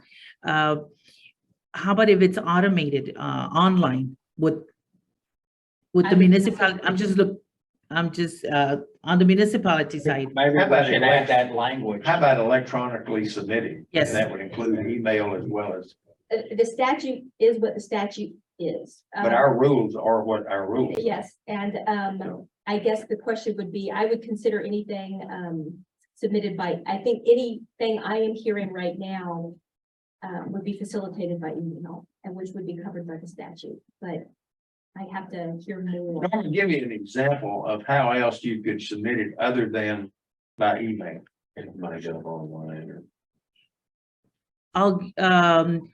Our example, well, the way we conduct business here in McAllen is you either come in person, which, you know, you're saying, well, they're 100 miles away. Or they can do it electronically, and they can just submit their application electronically, and then we'll approve it. If everything, you know. What is in order. electronically mean by email? No, electronically meaning through our electrical permit, permit portal that we have available to. So if we do, my question is, oh, okay, are we just limited to this, to telephone, fax, or email? But if the municipality does provide, you know, something electronically, would that be covered under, I don't know, under email per se? I Would believe the- it says that the minimum that a municipality has to offer is fax, Okay. email, and email. If on That's good top of news. that, a municipality has an automated system, that would be acceptable. I don't think it would be exceeding the statute to say that everyone has to have an automated system that would impose. Norma, I think that's, burdens on Lynn municipalities. provided a good answer. What Okay. is in the rule is what the minimum standard is. If Okay, there's an electronic submission, which is easier than email or in person or fax, that's perfectly acceptable. They would also Okay. need to be able to have the ability of email, fax, which I assume. Yeah, you If probably, they have that, they have the other. this provision is to make it easier for a plumber to submit their plans where they don't have to show up in person, as the person was complaining out in Lubbock, that some inspector was requiring they show up in person. And Ron pointed out to them that it's in the statute that the municipality has to offer it as a minimum, email, fax, or in person. So to answer your question, electronically is perfectly acceptable under this rule that we're proposing. And historically, can I add a little? Sure, please. This came to be probably, I can't remember exactly when, I'm gonna say about 5 sessions ago, really. Because there were so many cities that made it hard on the Yeah. plumber to get there. But there's 2 different things you're talking about here. One is registration to work in the city, and the other is to get the permit. And once they're registered, which a lot of times they have to go in and present themselves in photo ID to register, then many of them already had an electronic database to buy the permits. But there were a lot of them that simply did not and couldn't afford the electronic database. And so this was the offset to those that needed a cheaper way, but still make it easy for the plumber to do. Good point. There's a difference between registration and submitting plans for approval, so. But Norma, I think to answer your question, an electronic submission in the situation we're talking about is perfectly satisfactory. Probably easier or better. Thank you. Any other questions or comments? Is there a motion that these be, I would move to publish the proposed rule changes as presented with the modification in 367.1 subsections B and C to replace the word may with the word shall. otherwise as they're submitted? Yes. Is there a second? Second. Motion and a second. All those in favor signify by saying aye. Aye. Any opposed? We're almost done, except for one thing. Let's go back to 365.25. One of the adoptions. 365.25, okay. This is a non-substantial change that Lynn and I talked about earlier, but I don't think we covered it when we went through the rule. Lynn, that's the one having to do with the natural disaster. The governor. And I talked to Lisa about it and she agrees with changing that language. If I can find it, I'll read it to you or to the board. Here we go. Under 365.25, temporary license. The way it reads right now is the agency may issue a temporary license to qualified out-of-state plumbing professional to work in Texas if the governor of Texas issues a disaster proclamation or in the event of a disaster as determined by the executive director. I don't know that, I think a better language might be, and Lynn has checked it for me with the statute. We are perfectly within our authority in the statute to revise that to say, or an event as determined by the executive director, rather than calling it a disaster. There might be a question as what's a disaster and what's not. But clearly under the statute, the executive director has got the authority to issue a 30-day temporary permit. So if that's agreeable with the board, we will make that modification. And Lynn does not believe it's substantive change and it's consistent with the statute. So do I need to vote on that or just, We're gonna need to back up from the previous adoption. okay, well, let's back up and do What it. is, Frank, what do you, say that one more time, what is the amendment to the? Okay, the amendment would read that the agency may issue a temporary license to qualified out-of-state plumbing professionals to work in Texas if the governor issues a disaster proclamation, flood, freeze, statewide disaster. I guess my question, it doesn't say out of state, And actually does. does it? It says the agency may issue a temporary license to qualified out-of-state plumbing professionals in the first line. Was the intent of that initially because of Snowmageddon occurred for the allowance of apprentices? No, that's a different, That so, were, yeah, it's a okay, so different. this is a totally different. This would be for, say we had a hurricane hit or something and, needed more plumbers to make repairs than what we have in the state. Right. It would allow us to issue the 90-day temporary. 30 days. Or 30 days, right? Because I know we did that, there's Snowmageddon for the apprentices. Yeah. We even allowed apprentices to step into the role But that was a different, That- that that was that was a- under executive order for the Yeah. governor that allowed us. to Okay, do okay, I just want to make sure that that. Yeah, it's a different thing. once we start reading into that, No. that we don't have a plumber reading differently. No, this strictly relates to a temporary out-of-state license for 30 days that the executive director can issue in the event the governor says that it's a statewide disaster or in another event as determined by the executive director, not necessarily a statewide disaster. I don't want Lisa saying, well, it's a statewide disaster. She doesn't have the authority to do that, but she might have the authority to do a regional or a situation that comes up where a 30-day might be in order or appropriate, so. And the other thing this does is, this is the replacement for what was a provisional license. that's- It is, same that thing. Took away. And so this is something that was put in place because we had no authority for a quick temporary license, and this is part of that fix. The others were things that I requested during, the ice storm, Uri. And then the governor approved. That were temporary things. So do you need a motion to reverse the previous approval? Yeah, Lynn, tell us what we need to do. in order to make this. Sorry, I missed going through it. I need to procedurally how we back out of that. Previous Okay. action. What we were going to be doing is. Well, let's do this. It's 9 minutes till 12. Let's take a 5-minute break, come back and make that motion, then we're gonna break for lunch. And Lynn will be done with her portion of it. So. Back on again? You are. Okay, with a little bit of a fix here. Is there a motion concerning 365? Yes. And again, this is a rule, agenda item number 11.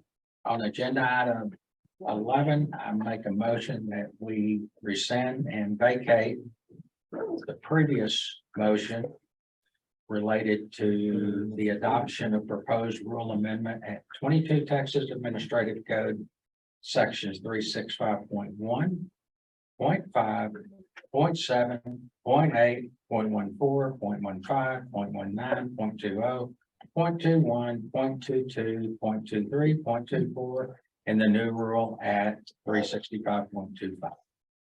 Second. Motion and a second. All those in favor signify by saying aye. Aye. Aye. Any opposed? Is there an additional motion? There is an additional, a motion to recommend for adoption proposed rule amendments at 22 Texas Administrative Code, sections 365.1, 0.5, 0.7, 0.8, 0.14, 0.15, 0.19, 0.20, 0.21, 0.22, 0.23, 0.24, and the new rule at 0.25 with a amended language for an event can be determined by the executive director. So it now read, the agency may issue a temporary license to qualified out-of-state plumbing professionals to work in Texas if the governor issues a disaster proclamation or an event as determined by the executive director, would be the new language. Correct? That is in my motion. Okay. Is there a second? Second. Second, Mr. Stout. All those in favor signify by saying aye. Any opposed?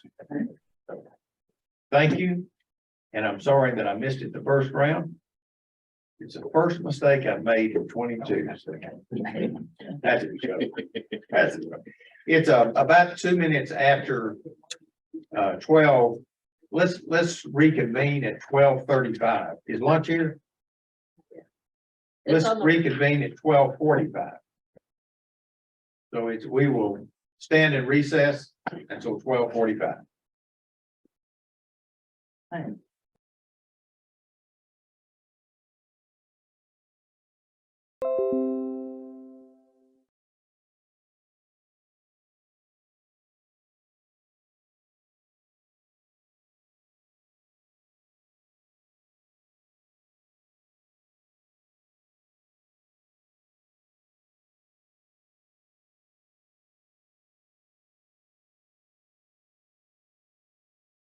Well, we covered, the personnel changes earlier, whenever we were discussing Mark and Ollie and soon to be Mason. I do want to comment that we still have 6 job postings, 5 out there and 1 more coming. So, and you mentioned earlier, we're certainly looking for plumbers or inspectors and looking for admins. I tried to hire Johnny's wife, but she wouldn't leave him. I mean, we're really looking for people, so I want to emphasize that. Our continuing education program, we have our new vendor that is working on our existing program, and that is going smoothly. Knock on wood, Dawn, that I didn't jinx it by saying that. But we've got a good relationship with him, and we hope that by January, all of our little things are built into the program and it all is going smooth. So we're excited about that. It's an ongoing process. And we're also, and I may be skipping to one thing, but we do, and I want to say this, we do also have these new items in October that are going to be coming into the Versa program. So these 2 programs work together, and the exciting things that are going to come to the Versa program will be a portion of the online program that the plumbers use. So we've got a lot going on there. All these things are going on in the background, and when it suddenly starts working, everybody says, "Ooh, that's good." But it's months of work and testing. Dawn loves testing and those sort of things. So we're happy with that. We also have the Spanish translation contract. And so soon, I think you'll see some of the apps in Spanish. You'll also see the law in Spanish. And if Lynn ever gets all of these rules done, then we're getting so close on, we'll have those in Spanish. So a lot of exciting things going on in the background. But one of the really exciting things that I've recently, something we've dreamed of for a long time, but we've begun work on it and have another meeting coming up soon, is the mobile testing unit that Mr. Denton made mention of earlier. And I'd like nothing better than to have a little miniature one of it it's coming. But we're working on the building and design of it. And it looks like it's gonna have some slide outs like a motorhome does and that sort of thing. And we're just so excited. I've over the years, we've had all these different visions of a little mobile testing, you know, where we could take it and drag everything and test and stuff like that. But now it truly is gonna be just a big giant billboard and fold everything out and everybody comes in and tests. So it's just super exciting, and we're working with TSTC on that. And I have another meeting coming up where the designer of one of these slide outs, he's coming to meet with TSTC, me, Neil, and so we're making headway on it. And You know, Lisa, if I might add, I had a conversation, Lisa and I talked about this early on. I had a conversation with Mike Reeser and Jeff Kilgore. They're pushing this mobile unit to the front of the pile, that they are really excited and anxious to get off the ground on this mobile unit. It's gonna be a huge game changer for us to be able to take that to El Paso and leave it for a week, or Amarillo and leave it for a week, or Marshall, Texas, or Brownsville. It is really gonna be a tremendous asset for us and for the plumbers. It would be plumbers coming on. So they have made it a priority. It is a part of a $400 million capital expenditure project that TSTC has going on. A large part are building us buildings to teach plumbing in their trade school. And this is a part of that, as well as other academic expansion they're doing for their campuses. But Mike Reeser, the chancellor, is really excited and wants to push forward even before Harlingen. I think the next thing you're gonna see from the plumbing board and TSDC is a mobile testing unit. And then we'll finish up Harlingen. I don't know what the time schedule is gonna be, but I know they're active getting it. So, Yeah, the houses are actually built for Harlingen. Or most of them are built for Harlingen and then. And this has kind of been on in the background, it's getting moved to the forefront and it's so exciting. It's gonna exceed the expectations that we ever had of being able to do this by ourselves, so pretty exciting stuff. I had in mind some vanilla box van that we were gonna strap down all of our equipment in. They have more in mind, a mobile home that's suited for the president to go around in. I mean, they're talking about extending sides and height and ventilation and AC and heat, Yeah, way beyond what we've. ever way done. beyond what we even Yeah. expected to do, so. But you know, it's not unlike everything they do. Everything they do is first class. They don't cut any corners, both in their academic programs as well as their capital expenditures. So we are really fortunate to be partnered with TSTC for a lot of reasons, and this is just one of them. And Kevin's gonna be working on, using our logo and then incorporating some other noteworthy things for our signs that are gonna go on this too, which it's really gonna be, we really wanna go back and stick to that plumber protects the health of the citizens of Texas or something, that kind of way. I mean, it is the nation, which was American standards, but, we're gonna throw some things around and see what we come up with. You know, the only thing, and I'm certainly not a part of a design professional. The only thing I would say is we need to make it clear and concise and where the public understands, use a licensed plumber. Don't try to be tricky or assume that they know all about the State Board of Plumbing examiners. It needs to be clear and concise and crisp and not too complex. Whatever. Consistent as well. Yeah, Make it consistent. Consistent. Yeah. and inconsistent to match our other stuff, so a lot going on there. Anyhow, and I think we touched on this earlier, if for those of you that, remember back during the storm, we worked with the Department of Emergency Management. And we put together an interactive map that shows all the different plumbing companies and it's a color map. It's in your packets, but I'll put it out there in the CPE stuff in color.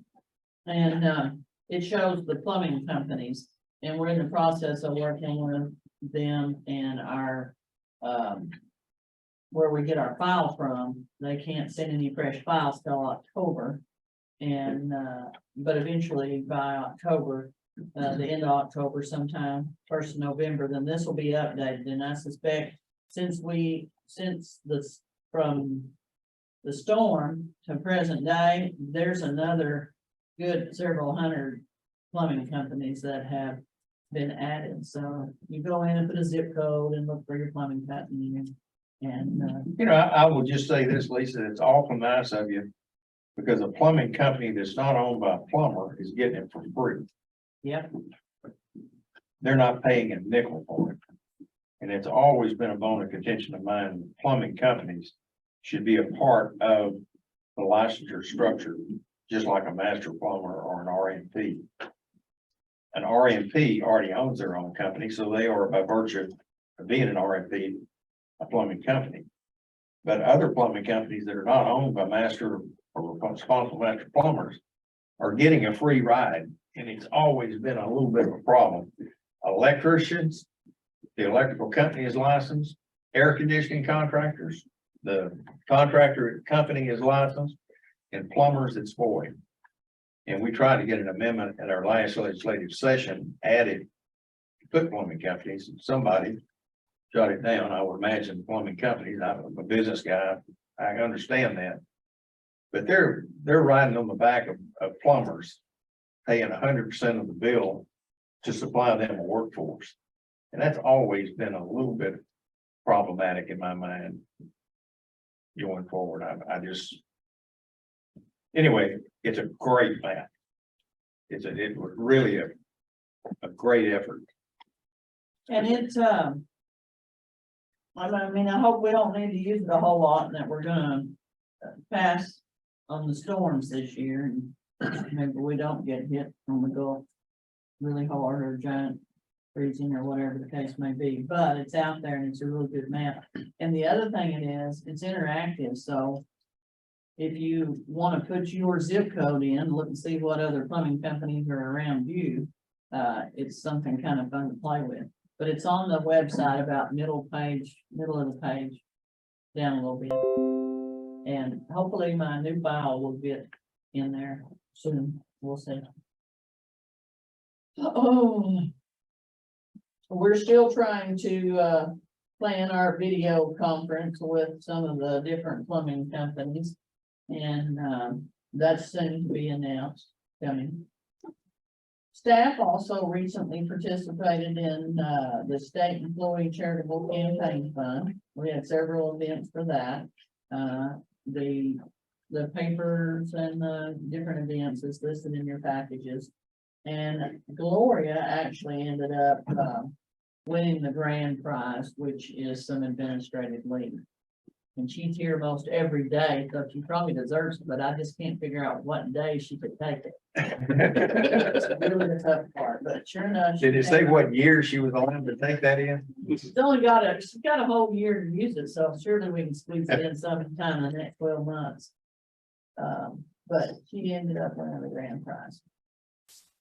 And you'll also see that you have an updated chart in there with the, August 22nd, that's the end of their August 22, the end of the 22 fiscal year. And we were at 76,283, which is a significant jump from August of 20. Which tab are you referring to? We're rocking right along. This Second chart, page, the chart here. Oh, second page, is Yeah. in. Okay, I think it might be tab 10. okay, I got it. And you can also see from June to August. September typically, the first month of the first quarter of a fiscal year. Is usually pretty interesting, but the first quarter, September, October, November, we'll see how things shake out. That'll kind of tell us the tale, and it's gonna pick up all the numbers of the new plumbers, the renewed ones, and everybody that's settled out. Over the year, but still, you can ask Gloria, she feels that 76,283 for sure. And everyone else over there. Any questions on those? So that doesn't, double count That's people who not have duplicated. multiple, okay. Those are bodies, those are Yeah. people. So we've added almost 3,000 plumbers in the last 2 years. Mhm. That's pretty impressive, don't you agree? Yeah. And I'm gonna tell you, some of that, if you wanted to see the good side of that storm, brought a bunch of people out and said, ooh, I think I do want to stay in the plumbing industry. So we added some there, plus we've been more numbers, plus we're just overall more exams. And we've had a rush of late on apprentices. So I guess it's starting to sound like a really good profession.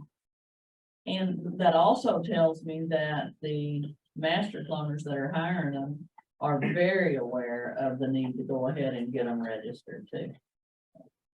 Not to omit the 740 some odd people between May and the 1st of September that got tested by Pearson View. Well, yeah. 740 Yeah. folks, one slug in a 3-month period of time took their test, and a large percentage of those were tradesmen going right to journeymen who did not have to take a practical. So they took their Pearson View test and went directly to work in their new classification. So I am just thrilled to death with the progress that's being made in this area. And we continue to have, talking about the pending plumbers, we continue to have a few that maybe haven't studied that are coming back. It's getting a little bit better. We don't have any, real bad multi-timers. Well, I take that back. We've got 15 returning tradesmen that are coming back for a second time. And we've also got right now, we're pending 26 masters. And I want to talk about the masters a little bit. There's 26 masters coming back for a second try at it. We've had a tremendous amount of applications for master license. And I just assume there's so much business going on that a lot of these people want to open up a business. And so we're trying desperately to get as many of these masters done as we can. We actually did some master exams in Waco. There again, we reached out to about 60 and said, hey, we got openings. And I think 40 of them said, yeah, we'll take it. The other one said, nah, I'll just wait. And then when we got there, got all this ready. About 4 days before the date we were gonna do it, 4 rescheduled. And then we had 2 or 3 no-shows. So by the time we got all done, we're back to 37, I think, that day that we did. Which 37 is still really good on one day. It's better than the 25 after sending Yeah. out 100 invitations that Yeah. you got the last time. Yeah. So So anything you can knock out is progress. Yeah. So. it's progress. And as of right now, and I'm gonna tell you one more thing about these masters.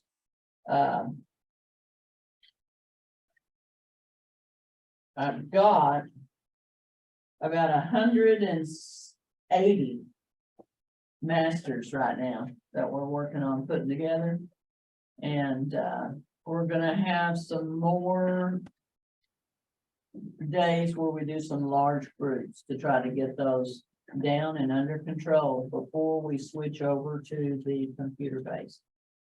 And there's a lot of them that we've been getting calls, oh, I want to get in now. I don't want to do the computer. I'm worried. I heard the whole thing has changed. It has changed. It's a big change. But we can only fit so many in. And certainly the ones that have already had their applications in here are going to get done. So there's going to be a stop and a start somewhere coming up. And they need to get ready and they need to study, because there won't be the examiner standing there.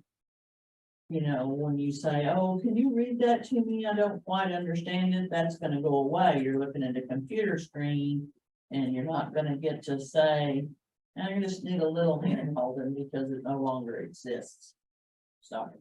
In other words, they're gonna have to know it. They've got to know it. Yeah, it'll be a cut and dry. And the masters that I have right now, there's 145 of them that are scheduled out through November 16th. But there's another 30 or 40 that we're probably going to try to do in Waco again, if we can get them all there. And currently, we also have, I'll tell you, what's really good is we went back and we have, if a person sends in an application on paper, it's going to get done very quickly. But if you do an application online and submit all of your documents online, it all gets processed within 10 days right now. You could potentially get your email to go take the online written examination. It's pretty fast, the ones that come in. They need that, just as a reminder, please remind them to watch their emails for that. And of course, the big issue for us right now is that we've got to catch up the slew of practicals that go along with all of these written exams that have occurred so quickly. You can get a written exam quicker than we can get a practical, but the two things are getting closer and closer together. And we anticipate it to have a very sharp turnaround through the end of the year. Are we staffed at the Waco facility to where we can handle practicals there? full Not, time? not like we want to. We've had a posting up, or we have a maintenance person that helps on the days that we're able to go there. Right now, I only have one examiner here that I can turn loose of. Because you have 3 full-time examiners, you actually have 4, but you've got to allow for whatever you're doing to be able to be done by 2 to 3 people. Because anything, any error that occurs, that 4th person is the offset to it. So still a lot of concerns on that. We did interview, we talked to a couple of people. One, it's not the job that they thought it was gonna be. And, the other one didn't quite have the experience that we needed. But other than that, it's been quiet, as far as applicants. Kind of disappointing. But we're working on that too. And when I say we're working on that, we've got to do some, maybe equity reviews and that sort of thing and try to catch us up where we can. We can only do with the budget that we have, as far as salary. To try to get some of those positions, the examiners most definitely pushed up a little bit so we can compete a little better. Austin's a high place to live. And we had high hopes that maybe posting that for the Waco area, that we might get someone that, was really interested in it, but so far not. But with all that being said, Lisa and I have talked about the importance of getting Waco going on a regular basis, even if we only have one examiner up there and one helper. Yeah. We need to start testing as many as we can on a daily basis, in addition to what we're doing here. And then as we add examiners, we'll add tests up there. But we've done what, 2 or 3 days of testing up there by taking the Austin examination staff up there to do it. But we're gonna have to assign someone there to get a regular diet of people coming Yeah. in. That's why I was asking. Yeah, it's a good point, you know. Real critical, and Lisa and I both agree that that's what needs to happen. Jared is, Jared lives closer to that area, so what we talked about doing is we're gonna do 3 days with smaller groups there that he and our maintenance person, and when I use the word maintenance person, that's just that's just the category it falls in. But that person can tear down the houses, and keep things cleaned up, and Jared can give the exams, and we'll just do very small groups and do them 3 days a week. And most likely we'll do Monday, Tuesday, Wednesday, something like that. And then we'll rotate, and then Jared will come back here. So, What we're hoping to do is, what we're doing in Waco is gonna be a prototype for Arlington also is. To me, you go back here and you watch these examiners, we've got licensed plumbers doing things that they don't need to be wasting their time taking fittings apart and restocking the shelves, and it doesn't take a licensed plumber to do that, but it takes time. So anything that an unlicensed person can do, which will free up the licensed plumber to actually do what they're supposed to do, and that's examination for students. Let them focus on that and let a non-licensed plumber do all the other things that are manually work. And we think we can extend what we're doing by adding that type of person. Number one, they don't cost as much as a licensed plumber. Right. And number two, they're gonna help us extend our staff doing even more than what they're able to do now, so. and we'd be interested in having a part-time or a full-time maintenance type person. But no luck on that. For Austin, Lisa's talking about, not just up there, but here too. Yeah, here, I would take a full or part-time here. And I've got a part-time up there, and he and Jared work very well together, so. We'll see, and then we're stretched on our materials pretty tight right now, so. As soon as we get, our next shipment of fittings and materials, we had to make a little change in where we're getting our piping from. But it's all coming together, and it's gonna look pretty nice. And As far as being able to talk to someone in the exam center, there should be no problem in that. You've got one person on the phone full-time in, as far as questions on the exams. You got a second person that's coming online, for emails and or telephone calls. And right now, there are about 29 online applications sitting there to process, everything is processed, and there's probably not even 29 now. They did this and told me it was 18, then she rerun the reports and there were about 29 new ones. And by the time if I go back and look at my email, there's probably only 10. So if you do online, it gets processed and gets done quickly. And they also gave me a report that there's only 70 paper applications. And that's all different kinds of applications. So you got a person on the phone, the applications are caught up, and it's moving right along. I also included you some information on the exam pass fail rate in there, and you'll see it. It's a 2-page document. And that has all of the Pearson View examinations included as well. That's the 770 that Mr. Denton referred to earlier. And one of the things that we're seeing is now that we've had a larger group of individuals take the tradesman and take the journeyman, that pass fail is it continues to remain in that 73%. The larger group we get, the more it's going to settle out and stay the same. But which tells us that the exam works. It's not too hard, not too easy. And we're pretty happy with that. We continue to evaluate the things that they get wrong, analyze it a little bit, but don't foresee a whole lot of problems.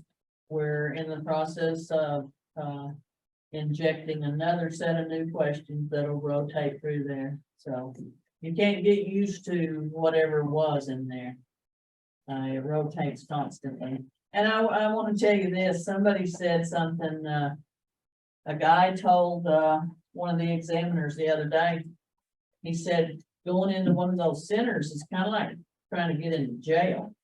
Because they check your watch and your cap and all that, the same things we do here, but they are very, very strict.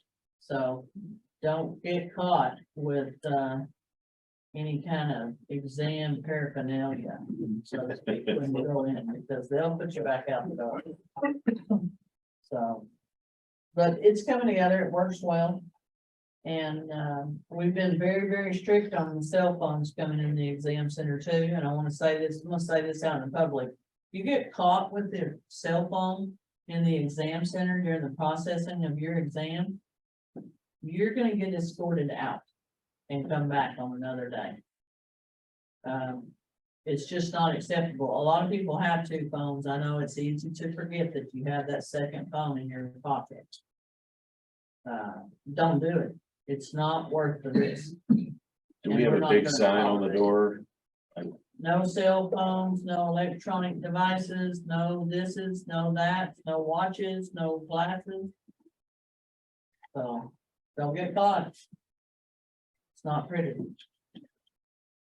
Anyhow, so far so good. Lisa, And Lisa, I have a question back. Go ahead, yes. I see the person Pearson used, statewide numbers, and then you go down by city and it says journeyman written. Are those computer based in those areas? No, the ones that are in Corpus and these different other areas, those were our remote exams that we did on pen and paper. Okay, okay, For a couple of years. okay, And we were still doing some. okay. I just wanted that clarified. They'll start showing zeros. Okay. Yeah, So- and they'll drop off of this eventually. Okay. And, let's see. Got that. And if any new applications, any questions? Any numbers, any hint? Couple hints, concerns? Wishes. We'll cover them all, whatever you'd like. Still, based on the pass fail rate, it still looks like it's favorable for folks to take the electronic and computer-based test versus So come far. here for pen and paper. So far. I'm sure that'll dial in, like you said, as the sample group gets bigger. You know what, we really believe it's because, they're not stressing over the fact that they've got to run in there and do that house really quick. They're so focused, this is kind of what we determined, that they were focused on their concerns about the house and it's looming in the background, that maybe they breezed through the written more quickly whenever they were on pen and paper, because they were thinking, oh boy, I've got to do the house. And so they're just going in and answering the questions, which if they've got those kind of hours they're supposed to have, they know the answers. There's also some value to sleeping in your own bed the night before. It should be. That's a For good sure. point. It's a good point. For sure. So. It's coming together though. A lot of work. We're happy with it though. We like it. And I don't think we've had any major complaints about Pearson. We had a guy going with the ankle monitor. I don't know if I told about that last time. That stirred up a ruckus in the center because no one had ever seen an ankle monitor, and the determination based on their rules and ours is it did not, it was a tracking device and did not emit sound or message back out to the person, other than I guess it I don't know what it does. I guess it shocks them. I don't know. No, you just tell law enforcement where they are. But it tells law enforcement where they're at, so it wasn't about that they could possibly transmit any data or somebody give them the answer to the exam, and so the individual was allowed to. Did they have to go through a screening device, or did they just find it, or how'd they even know he had it on? Depending upon, These what were all shorts. types of That could be. exams they give there, they go through, sometimes a screening device. And they have to say, if you have an electronic device, you have to tell what it is, but they've got big signs that says, no No watches, electronic no electronic glasses, no Google specs and all that. And that's, he told them it was on there. And they went, ooh, we've never seen this. So, Makes me wonder how that particular applicant's fingerprint check came back. Yeah. it was good. Okay. I checked. He was truthful, he was honest, doing what he was supposed to.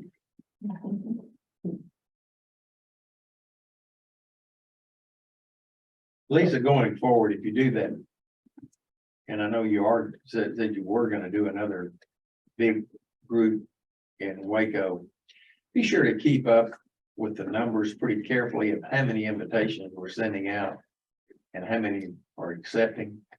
Because if we get to the end of the year and we've still got a bunch of people pending, I'd like to know that they've been offered twice the opportunity to take the test and have chosen not to, that they're not waiting on us. Yeah, we're actually gonna get to a point, where we're gonna cut the apps off, and there's gonna be that period of time in there of about 3 weeks where we're not gonna accept any apps. And at that point, we hope to have everybody caught up, and so if you haven't taken your opportunity that we offered by then, you're gonna get pushed over into the computer banks. You talked about the Spanish translation, that you had the contract and you had the person in place for application forms. But are they the ones that are also going to be handling a Spanish translation of the computer-based test? Mhm. So they're working on that also. We have not submitted it to them yet because we were waiting to get our statistical information back on the pass fail and put new questions in, see how they do. Then we will give it to them when we're 100%. Okay. Pretty close though. You think we'll have that by the end of the year? I think so. Yeah. That's important Very. too, because it's, there's some people that even there might be bilingual, they might be more comfortable reading Spanish than they would be reading English. I don't know. But And we've to have that offered, option is a really great thing to do. anyone, if we had several people in an area to either go there, like we were doing on remotes before, and or if they want to come here and do, because they can do the Spanish, English together. And as I recall, you said that we're getting away from the Castilian translation and trying to have more of a translation that's Tex-Mex or conversational Texas Spanish, that I think is gonna help us a lot. Yeah. It'll certainly help the Spanish speaking. And I think it's gonna be interesting to be able to, once we put it all together, we're actually gonna have the ability to take a sample of it and have it read out loud to the English speaker for review and a test of, so to speak, from someone that speaks, the job site Spanish versus someone that's going to speak a very detailed, high level, Academic. academic type of Spanish. So, we're gonna have 3 or 4 different people read it after we get it done. And this is a professional that's doing it, but then we're still gonna test it on a plumber, an admin, and that sort of thing, an attorney, and see what we come up with. It'll be interesting, I think. Sure.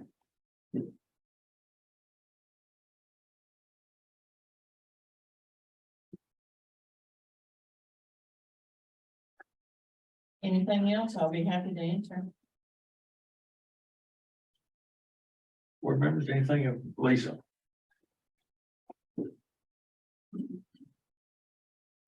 All right, well, Lisa, thank you. Yes, As sir. usual, great report and great job to all the staff. Just, it's tremendous to see this backlog just shrinking. And again, I said earlier in the meeting, I think we're putting in place the infrastructure. We'll never be behind the curve again. Once we get our practical exams ramped up to be able to handle that capacity. Yeah, no, I agree. I think we just have to really figure out how to staff up our second We site. really do. Second and third. Yeah, then the mobile site and all that. So And so it's a staffing issue right now. that's a challenge we're all having. It is, so, it is, and we're especially hamstrung. State, but we're not, people that work for the state we're not famous for making people rich. If you work for the state. But there are some advantages to working for the state. And I mentioned them earlier, there's comes a time in a person's life that you get tired of crawling around in attics and crawl spaces, bending, and stooping, twisting your body backward and forward. It's a great transition while still being able to use your skills. We just got to find the person or persons that are looking for that type of job. It's a great job. So, Great place to work. great place to work, 72 degrees year round. Yeah. Okay, thank you, Lisa. Kenneth, are you ready on your financial? I think so. All right, we'll go for it. All right, All good yours. afternoon. My name is Kenneth Biddle. I'm the Director of Financial Operations for the Texas State Board of Plumbing Examiners. I've got 3 things I'm going to go over with you this morning, starting on tab 13. Basically, right now, we're working on the annual financial report. That is basically your balance sheet, your statement of activities, your notes for financial statements. I had a draft ready to go this morning, but working through it this morning, I found something I've still got to clear with the comptroller. So we are a GR consolidated agency, so comptroller does a lot of our stuff, and we prepare the report. So I should have that report ready to go for the next board meeting. It's not ready yet. There's still a couple things we got to fix in and tweak in it before we're ready to present that. Okay. Kenneth, it's kind of a meaningless document to a lot of the state financial people, but it's the only document that makes any sense to me because it more resembles a financial statement of a private sector business. I think the board will enjoy seeing it, and it's a very meaningful document to me, and I know it doesn't mean much to state accounting, but it does to me, so we look forward to getting it. Yeah, the big documents we focus on are budgets.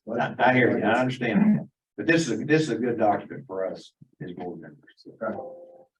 The next tab 14 is our financial statements. This is where we finally closed out August 31st, 2022. Right now, I'm expecting we left about $14,000 on the table. And that will deal with any emergencies that come up throughout the year for anything that comes in that we didn't have on the books, utility bills, anything that we get service on that didn't have a PO that service was provided in 2022. If you look at those numbers, it looks like I've got $97,000 sitting there. That we didn't spend, but $60,000 of that is for vehicles, which will carry forward into 2023. 23,496 of that is, our seminars and conference money that will also carry forward into 2023. So the real number I have sitting there is about $14,400. We spent 99.5% of our appropriations for FY 23. Good for you. That's exactly what we want. And, There was a time at the plumbing board, we were sending $2 million to the state's general fund that we didn't get a dime of benefit from. So we, as a result of the fee for responsible masters being cut back, we reduced our budget by $1 million. And our instructions are to slide in under the wire, spend every dime, and don't send a nickel to the general fund. If the plumbers aren't gonna get benefit for it, we should spend it, so. Good job, 14,000 is pretty close on a $3 million, it's about, it's 0.5%. and that's pretty good. Good start. The next two pages I want to kind of take in conjunction. The next two pages are our revenue reports for our professional fees, which is our fees for licenses and our fees for exams. I want to point out that we collect a little less than $500,000. And if you look at the next page, you're going to see why. Our responsible master plumber, we dropped that fee from, I think, $420 to $300. And you'll see that $400,000 reflected in the responsible master plumber, the decrease year over year. So this year was the first full year that we had the responsible master plumber, and the fee that went down. Last year was half a year, and the year before was half a year. So now we're seeing the full impact. First year we saw a $200,000 to $300,000 decrease. Now we saw a $500,000 decrease. We should be seeing our numbers staying relatively steady now, or increasing as we start growing our volume of licensed plumbers. But I wanted to make sure that you guys saw that $500,000 is specifically related to the responsible master plumber decrease in fees we authorized a couple of years ago. In other words, it was intentional. Any questions on the financial statements? Okay, and the last thing. I'm kind of limited in what I can talk about this right now on the audit, because the comptroller has not officially released any reports on this yet. You want me to talk about it? Well, we can talk about, we've got some things we found that we can improve upon. And since I've been here, we put a lot of controls and processes in place to address some of the issues that the comptroller found in their initial findings and cause form. But because they haven't officially published it yet, they're going through their own rewrites. And they're looking at it and making sure they want to do it. I don't want to get into too much detail on what it is they found until they release a final report on it. Bottom line is we had no staff that was trained in a lot of stuff and made mistakes, and we fixed it. Yeah, I was only gonna say this and not get into detail. I agree with you, because we don't have a final report. But we've seen all the preliminaries, and Kenneth has looked at it, I've looked at it. Lisa has looked at it, and it's not a pretty audit from the controller's office. It points out several deficiencies. The good news for me, and the thing that I was looking at, no money went where it wasn't supposed to go. It might not have been documented the way that it should have been documented, but there was no money that went where it wasn't supposed to go. We might not have filled out the correct documents, or we might not have, it was inexperienced folks doing things when they had 10 other things to do also. It was basically that. If there was nothing that would indicate to me that it was any improprieties going on, or any money going anywhere, that somebody getting paid that wasn't supposed to get paid or anything like that. So that's the way I kind of characterize it. And I'm okay with it. Program. I'm okay with it, because you know what, we're on top of it now, we've learned from it. And when it comes out, and I guess we'll get it in our next board meeting. I'm hoping it's still done November, December, and maybe the next one or the one after is when the official filing public. Way behind too. But board members don't expect it to be a clean report. It's gonna have a list of a lot of errors that we made and things that we did, but they're procedural. It'll show where our weaknesses have been in the last It will. couple of years. It will. Last year. And that's the only reason I asked Kenneth to put it on the agenda, so that you wouldn't get shocked when you see it next week, kind of the controller, that, you know, here's a list of this many violation type things. We know what they were, we fixed them, they were procedural errors. no money was directed in the wrong place, so. And they didn't identify any that they claimed was directed in the wrong place. It was all, you didn't document this, or you didn't fill out this form, or whatever, so. You want to say anything else about that, Kenneth? Those are not the moment. Like I said, I don't want to get too specific in detail on anything right now until they publish their final report. And then we'll talk about, part of our process would be that we have to identify what controls and what processes we put in place to address those issues. So they don't happen again. So that will be pretty easy to document because I've already done it. But that will be the next phase, is they're gonna send the results of their final write-up on what the findings were, and then say what we're gonna do to correct those deficiencies going forward. And I look at audits like that are a good thing. They're not a bad thing, the way I look at it. And I think the whole agency should view it that way. It's not a bad thing to have audits, to make sure that you're doing what you're supposed to do. So I'm not at all critical of the controller's office. Matter of fact, I'm grateful that they came in and did what they did and pointed out to us what we need to work to do better. So that's kind of the way we view it. That concludes my report on the financial section. Any questions for Kenneth or anything about finance or Lisa and the staff? We just need more money to spend next time. Well, we're gonna get it. We're gonna get it. If those of you might recall, we've asked for roughly $1,600,000 over the biennium. It's probably the largest ask we've ever asked for. But as I said at the last board meeting, we don't want a penny less or a penny more. We think it's exactly what we need in order to finish the job of staffing these centers and putting together people and processes so that we never again get caught in the mess that we were in 2 or 3 years ago. So I'm cautiously optimistic that we're going to, the general state of the financial condition of the state is good. We've got a lot of excess funds. So we're not going to be, I don't think, in a cutback situation across the board. So I'm cautiously optimistic. And I think, I tell you, this agency has delivered. In the last couple of years, that we have really delivered on every single item that we got criticized, every single one. But what's more important, we've gone far beyond any sunset report. Sunset report never talked about us totally eliminating backlogs and putting in place infrastructure for future growth. So I see what we've done is far above and beyond what the sunset report identified. So. Thanks, Kenneth.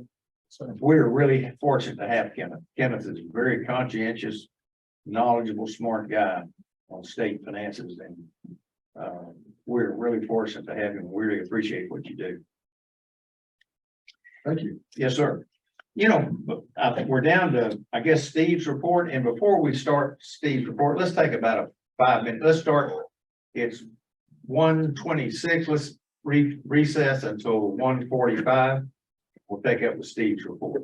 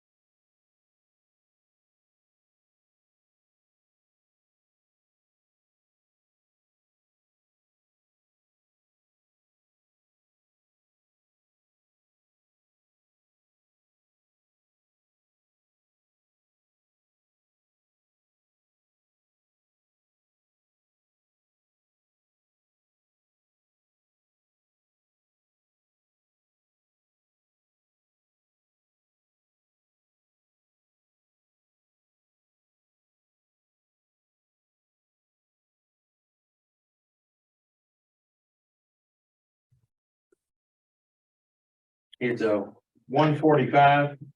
Call the meeting back to order, and Mr. Davis, time for your enforcement department report. Thank you, Mr. Chairman. Before we get into the report part, I just want to do a little update on this first quarter outreach and operations. First of all, October 4th, yesterday evening, we were invited to come out and do a our cross connection demonstration for the Department of Aerospace Engineering and Engineering Mechanics Department at the University of Texas. We were invited by Associate Professor Sandy Baker. I also want to kind of give a shout out to Guillermo Nieves. He's a journeyman plumber. He's also the maintenance engineer, I guess, in that department. So we coordinated with them. And after that meeting, I don't know if we could do this by, it would have to be a rule or what, but I think our new motto or slogan should be plumbing. It is rocket science after all. Well, be sure to get some photographs of the background. What the hell they're doing. Like that. They approached us with this, came and looked at the wall that we have out here. Kind of gave them an idea about what we are doing. We're trying to, show that through improper installations, we're trying to show how easy it is for cross connection. Through cross connection, we can contaminate potable water supply. They felt like that fit right in with aerospace and journeys to the moon and Mars and beyond. So, I don't know if that's going to be the official slogan of the agency or not, but certainly, Kevin, be sure to get a lot of photographs, and it's certainly going to be the headline on our webpage. it was, and it turned out. Plumbing is rocket science after all. It turned out to be probably one of the better demonstrations we've done. Terry Quorum did the demonstration along with Paul Hernandez. They did a knockout job. I couldn't say enough good things about them. Of course, the students were in the engineering department. They were very inquisitive. They asked a lot of questions. Yeah, we were invited back. So yeah, it was a good evening. Now, November the 9th, we're going to do the same thing again for TSDC in Waco. So we'll be going there and should be doing it, I think, around mid-morning on the 9th, I think is what we've decided. So we're looking forward to, getting out there that quick turnaround. October 17th, I can tell you it's going to be in the Metroplex area. For that week, we scheduled a sting operation. We've got a residence that's been given to us to use during that week. We reached out to TDLR and invited them to come with us, and I found out the other day they did get approval. So we're going to do a joint sting operation it'll work out really well because we can call them out for everything, electrical, HVAC, plumbing. We'll get them in one big swoop.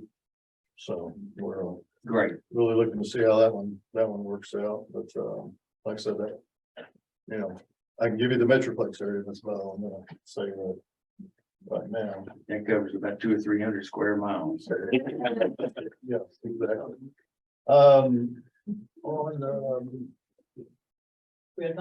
Let's see, tab 16, the summary of complaint case review. This period from June 1 through August 31st. There were 6 total meetings. We don't call them enforcement committee anymore. It's board reviews. Of those, we had reviewed 169 cases. 121 violations imposed. There were some multiples, so that number is actually a little bit higher. I think 144.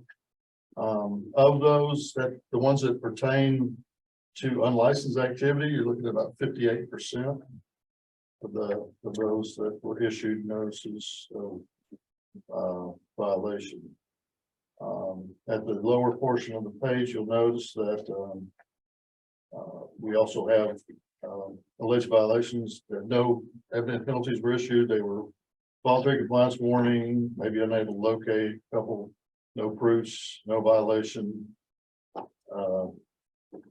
So that's basically the gist of that report. Do you have any questions on that? Or? Steve, do you, we're always talking about unlicensed activity. Do you monitor your field representatives on the number of unlicensed activity complaints they generate? As far as I mean, if it generates a complaint, yes. Now, there are some that, just like, for example, this sting operation. There's a lot of times we get information in that someone sends us maybe a picture or an ad, and we do the best we can to run, do reverse phone numbers, do the things that we can do to try to find out and contact them. We can't verify a good address, and what we do is we'll put them back for these sting operations. Now we're going to call them out. We're going to get a vehicle to come out. In our sting operation, we have a runner per se that is stationed outside of the house or building or whatever we're using. And once the vehicle gets there, the runner gets out, comes around, does, jogs or walks, whatever we can do at our age, and take pictures of the vehicles, get the side view, get the plates, get everything we can. And while the individuals, going over what we want done, giving an estimate, what have you, we try to get a business card, we try to get everything we can, and like I said, a quote, an invoice. We're sending all the information to someone in our, what we kind of refer to command center, and they're typing everything up. They're checking public data. We're researching and seeing what all we can find on it. So a lot of stuff that goes on, a lot of information. We do have to make contact. We do have to verify that we can contact them and make sure that they've been notified of a violation, or a possible violation. So that's, in a nutshell, there's a lot of stuff that goes on, especially with, we get a lot of stuff, but we can't work with everything that we get. We have to be able to Documented evidence. Yeah, we have to notify. So, and TDR will tell you the same thing. We have the same issues with, some fly under the radar, and just do the best you can. And these sting operations, although some may not agree, I think they do a lot of good. It's a deterrent. Show them Unlicensed activity. Okay. Yeah, we do well. There's times that, some are better than others. We talked with TDNR on their last one. They didn't have the greatest turnout, but they were finding out that, just like we did, handymen are busy too. And you call them, to come down and give you an estimate, they say, well, I can't in 2 weeks. So we call ahead of time. We try to get everything all lined up, but it's kind of a cat and mouse game. And but again, at least we do, they are notified that we're out there. And we're, doing what we can to try to show them that enforcement's out there, notify them of the plumbing license law and board rules. And in this case, TDNR will be able to do the same thing. And I think we're looking forward to this. It'll be a good 2-agency endeavor. Yeah, I think that's great, Steve. After you do one of these sting operations and, assuming it yields some results, which I think they most often do we do any sort of publicity on the back end of that to kind of use that as a further deterrent to say, hey, we did a sting operation, here's what we got. Kind of the implication that, if you're out there doing unlicensed plumbing work, we're going to get you to one of these days, Yeah, we don't have the media department. Like I'll just say this is a great opportunity. Yeah, to work with really, them. I agree. I totally agree. We can just do it in written form, put it on our website. Yeah, and that's all I'm talking about is, just if nothing else, just write up a press release, 1 pager that summarizes what happened and, how many violations were found and, send that to the Fort Worth Star Telegram and the Dallas Morning News. And they might pick it up, they might not, but we put it on our website. And this will be a good opportunity. Like we'll be working with TDLR and see what they do and kind of get, see if we can't. Tag along with that. When I was at TDLR, we used to do it in cooperation with local TV stations. That's what I was fixing to ask. They actually would assign a reporter with a camera out there. I say most of them have investigative reporters. Yeah. And, they want to go out and catch unlicensed contractors just as much as we do, Yeah. and, you know, make it sells, you know. TV I couldn't space. agree with you more. That, the fact that we did it and the fact that we caught a bunch. That's So you're- local, if that's you're- local news. If you're talking about, you know, the stings as a deterrent, you know, the bad guys got to know that we're doing it. Exactly, or it's not a deterrent. Yeah, Yeah, and, you know, I have to be play devil's advocate. We also have to look at the liability issue. So sure. we get the owner to sign a waiver, you know, but in this case, the owner asked us not to publicize the location. So I think in this case, we're not gonna be a camera. Right. We might just Sure. a notification, but a commercial property, I think, and that's what TDLR has done mostly. I know they said they hadn't had very many, if any, residential sting operations. I think up until San Antonio, I think. I don't quote me on this, but I think that's one of their first ones, but again, we'll just, you know, with the commercial side, which we don't seem to get very often, I think that would play into it very well, have the media more involved, you know, more. of a, Sure. But even just a simple release after the fact, you know, you Yeah. don't have to share the exact location, and, you know, you don't have to share the names of the people that you got, you know, Right. found violations on, but just say, you know, we had one in such and such area and found, you know, this many people Mhm. plumbing without a license, and took them off the street, quote unquote. Right, yeah. You know, not totally unrelated, but everyone has heard me talk about our plumbing companies advertising they employ licensed plumbers. You know that driving over here yesterday, I heard my first radio advertisement for a plumbing company out of Houston. His sole advertisement is we employ only trained and licensed plumbers in our business. Good for you. Now, whether it's because we've been talking about it or whether he just did it on his own, but it was kind of refreshing. That was his ad is, you know, of course, the contact information, everything, but assuring the public that everyone he employed was trained and licensed by the state. So that was kind of refreshing to hear that. First one I've heard.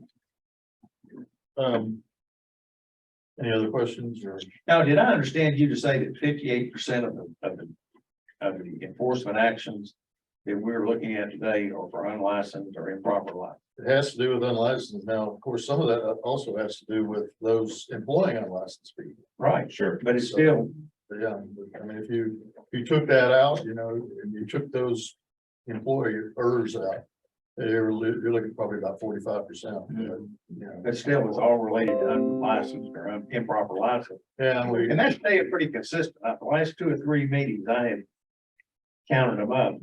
And it's been running 50, 55, 56%. So I think the enforcement department is doing a really good job of prioritizing something that's important to the industry.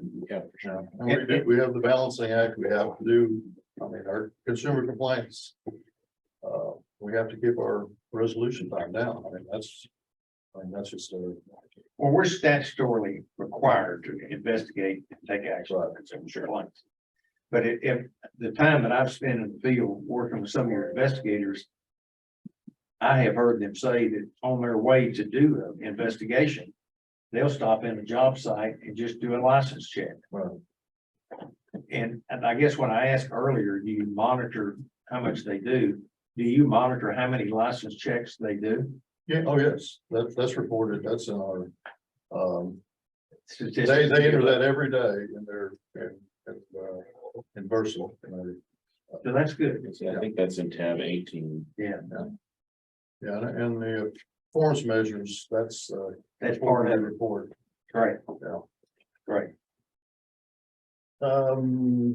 Tab 17 are the applications and renewals for review that have been approved or denied. Again, that's during the same period, June 1st through August 31st. Total of 83 reviewed. You can see there it's pretty self-explanatory. How many were approved and denied. If you have any questions on that, I'd be glad to answer those. Moving on to report field activities, tab 18. This is part of the report, that, like I said, this is their quarterly, these are the numbers that they issue, enter as far as the activity that they do during the day. Again, these are numbers that they do. Probably they enter them weekly just to make sure they don't, get too far behind on their reporting, but at the end of each month, I print out a report, I send it to them, we go over it individually, just to make sure that they haven't left out a contact or a job site compliance check or anything else that they need to report, and make sure that everything agrees. And if you have any questions on that, you'll notice the last field investigator had gone, of course. We'll be replacing that last spot on the 10th. So that'd be nice to have those numbers back in there again as well. Tim will be happy to see it too. Tab 19 is just a list of cease and desist orders that were issued. Along with those, of course, will go notices of violation. If you have any questions on those. And board members, if you recall, these are just for our information. There's no action necessary on our part on this. And on tab 20 is the board order administrative penalties that have been paid by agreement. And along with those, you'll note that some are previous violators, and that list is also to be in there as well. I did have a question on that, if I might, Sure. Steve. At the bottom of page 1 of that list, Mr. Partlow was engaging in plumbing without a license. Mhm. And that fine was only $250, whereas normally we do a lot more for that. Could you just kind of, Not in a class B, and Okay. in what we consider, we have a class A, class B. Class A would be those unlicensed individuals that are usually contracting and engaging, those that are handyman or whatever. A class B is usually an apprentice that was sent out by their employer. so he was just caught on a job site without a journeyman? Exactly, or maybe the journeyman ran off. Yeah. Whatever, and we're supposed to be there. It is Okay. what it is. I mean, we try to, do what we can to, but sometimes they're, So he wasn't out there really kind of actively plumbing. He was sent somewhere and didn't have a well, license. yeah, he was sent out there, Yeah, by an employer. And so Okay. along with that, the employer would have been issued a penalty as well. That's my next question is, Right, you shouldn't have one without the other yeah, okay. in a case like that. yeah. That The makes employer sense. doesn't get the break, but feel like that the apprentice that The was sent out by a individual that was knowledgeable of the laws. employer knows better.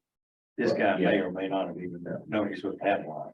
Well, and even if he does know better, I mean, yeah, who's gonna tell his boss no? Yeah, that's true. Well, a lot of times if he does know better, his penalty is gonna be higher as well, so. Yeah.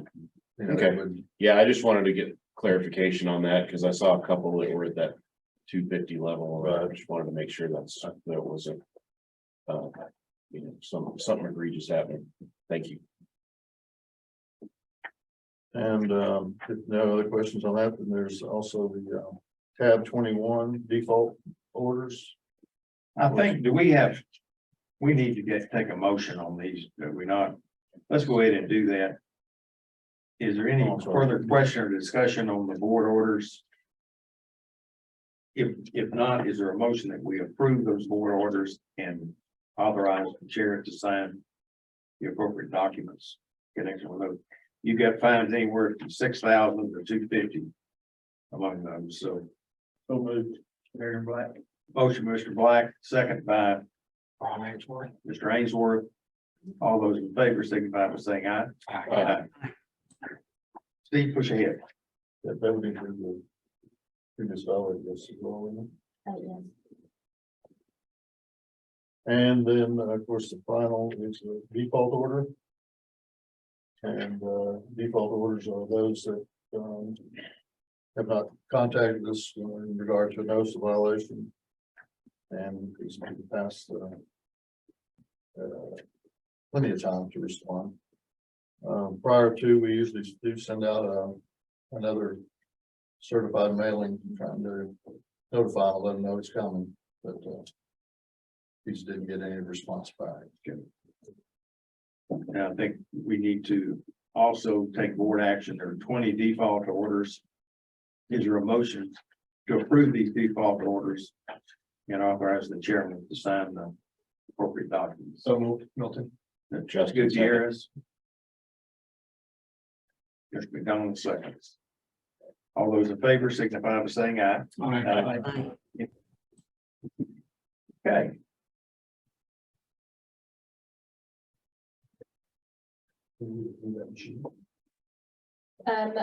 G, next for consideration, we have a proposal decision that has been sent to us from the State Office of Administrative Hearings. On the line with us is the Attorney General representation that appeared before the board as prosecutor, Jerry Bergman, and I believe the respondent is here in the audience today. The board should consider this proposal for decision and take appropriate action. And I'm happy to answer any questions that we can see through. Board members, this is probably one of the first, if not the first, that many of you have heard on this board of a case that was not able to be resolved at Steve's level, and the case was ultimately sent to the State Office of Administrative Hearing. You have in your packet it's referred to as a PFD, and it's proposal for decision. Basically, the decision of the administrative law judge who heard both sides of the case. Our role today is not a trier of facts. We are not to get into the details. We are to confine our decision based upon this PFD. No new evidence is to be offered either by the prosecutor who prosecuted the case or the respondent who was subject to it. So any discussion that we have among all the parties has to be confined within the confines of the PFD. So no new evidence. I think in order to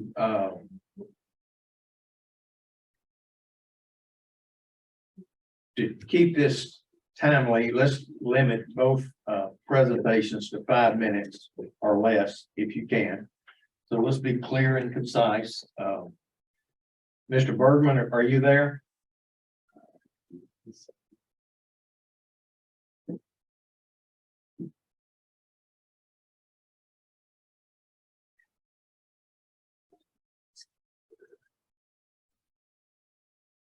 Mr. Denton, I'm here.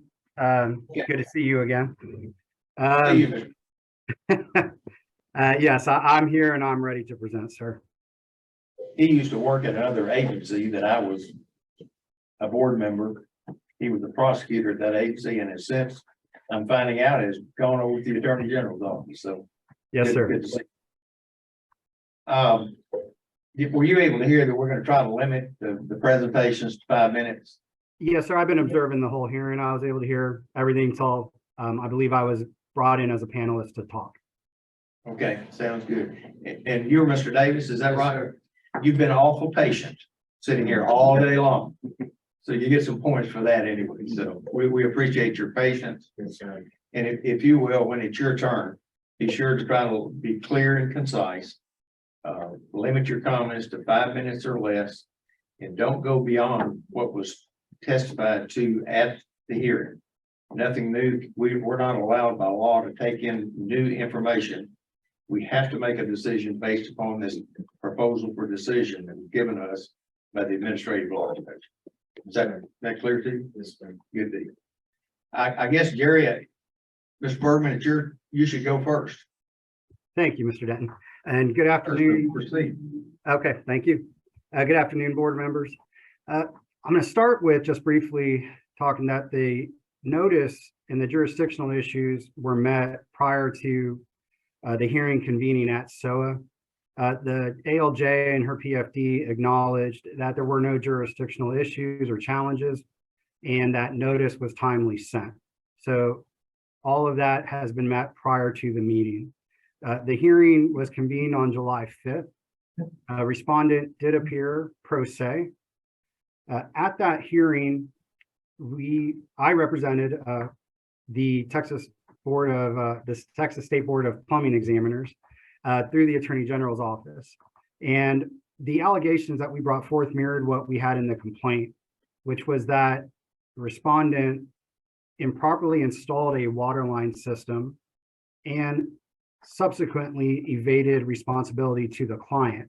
And the client in this case wasn't the owner of the property for which he was doing the water line installation, but was in fact the neighbor across. So the water line installation was running across one property to the next. So the allegation for evading responsibility to a client was from the neighbor, in which he had initially brought a contract stating he would be responsible for any and all damages. During the hearing, I brought testimony in from Mr. Steve Davis, who was your Director of Enforcement, and also Mr. Terry Parham, who was the field investigator assigned to the case. During the hearing, we also brought in evidence of the allegations.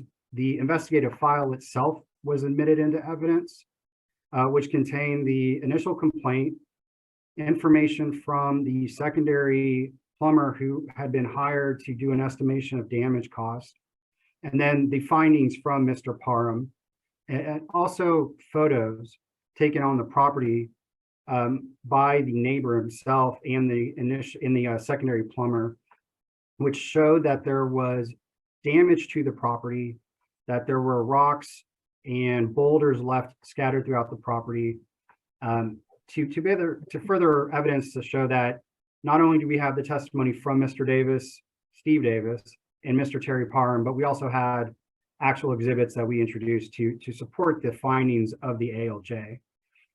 We did oral closing at the hearing, so there were no briefs that needed to take place after the closing.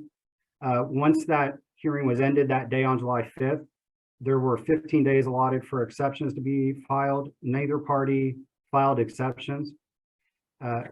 Pursuant to the APA, the ALJ then issued a PFD within 60 days, and that PFD was issued on September 1st of 2022. Through the PFD in the file, you'll see that the ALJ agreed with the allegations that respondent improperly installed a water line. However, the ALJ did not make the finding that subsequently he evaded responsibility to a client.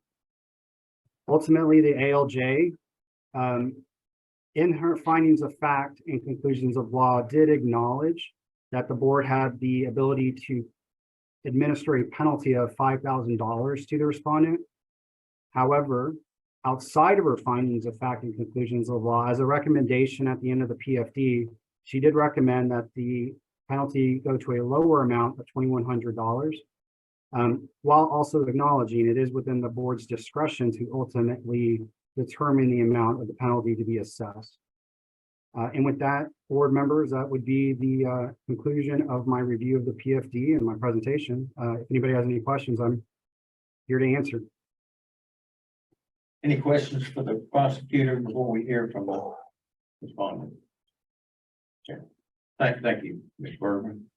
Mr. Davis, would you like to, if you will, step up to the podium here and don't forget the ground rules. Stick with what was presented at the hearing and keep it to 5 I minutes. agree with it, with the assistant DA, you know, I seen the reports from that lady that did the judge that did it. And I had acknowledged that I did improperly install the water line, but as far as destruction of property and removing of boulders or big rocks, we were asked to leave. And that's why we were not able to finish removing that material, and that's why she rendered her decision on the not destroying the property. She did not rule against you for evading responsibility. Correct. Okay. And as far as I talked to Miss Linda, and some about restitution, paying the restitution of the $2,100 that the other company had quoted the other gentleman. Mr. Davis, let me remind you that stick to the record. Oh, okay. That was not discussed during the proceedings for the administrative No, law sir. judge. No, sir. So we really shouldn't have any discussion of that. Okay. Okay, but I did get the quote from the other, plumbing company via, one of the lawyers or somebody, and I would pay restitution, Well, it's a little late for that. okay? I appreciate that. Anything else?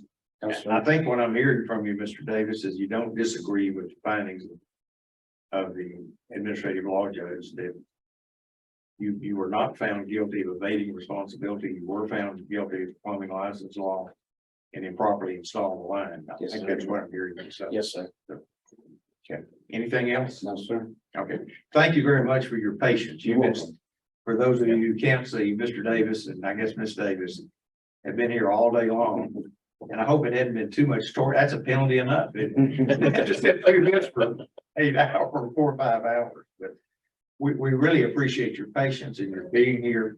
So thank you. You're welcome. Absolutely. Members, board members, I don't see that we have a couple of options. I mean, we can, with respect to the penalty, we can raise it, lower it, or leave it the same. I find it difficult to argue with the findings of fact because we were not there. The administrative law judge heard all the evidence and the testimony and judged the credibility of it. So I think we would be hard pressed to question that.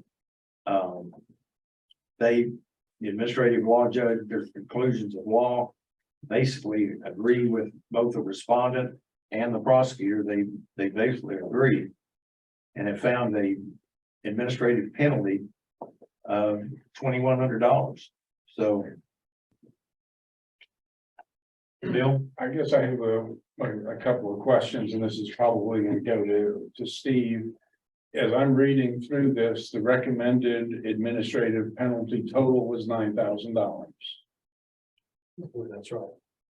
And is it $5,000 for the improperly installed and then $4,000 for evading, and then for a reason that is not clear, the administrative law judge decided that instead of $5,000, $2,100 was more appropriate. Does the prosecutor or somebody smarter than me understand how they arrived at $2,100? I might be able to, because it was, if you read real deep in the proposal for decision, it's in there that basically that's what the landowner had to pay another contractor to come repair the work. That would appear what happened, but it's strictly an arbitrary number. Yeah. Right, and that number, we can arbitrarily pick a number too, up to $5,000. I will add that the ALJ added in the reasoning and their decision is that the respondent had no history of any other violations. They had made an attempt to remedy the situation, and she found those factors towards her considerations. Which I find a reasonable basis myself, but Mr. Chair, seeing that it looks like both sides of this issue seem to agree that the administrative law judge's findings were accurate, I would move that we adopt the recommendation within the PFD to impose an administrative penalty of $2,100 for the improper installation of the water line. the motion, is there a second? Second. Motion, a second from Mr. Gutierrez. All those in favor signify by saying aye. Aye. Any opposed? Thank you. Thank you, Mr. Davis. And if you understand what happened, we affirm the decision of the administrative law judge, and you will owe a penalty of $2,100. Yes, sir. Thank you, Mr. Bergman, and it was nice seeing you again. You're welcome, Mr. Denton. It was a pleasure, was all mine. You take care, sir. You quit terrorizing and penalizing doctors. That's where I knew Jerry from, is he used to be a prosecutor at the medical board. Yeah, yes, sir. About a year ago, I started off at the AG's as a baby attorney, and I thought it was time to come back. Well, it's nice seeing you again, and let's stay in Pleasure touch. to see you too, sir. Take care. Bye-bye. Thank you all for that.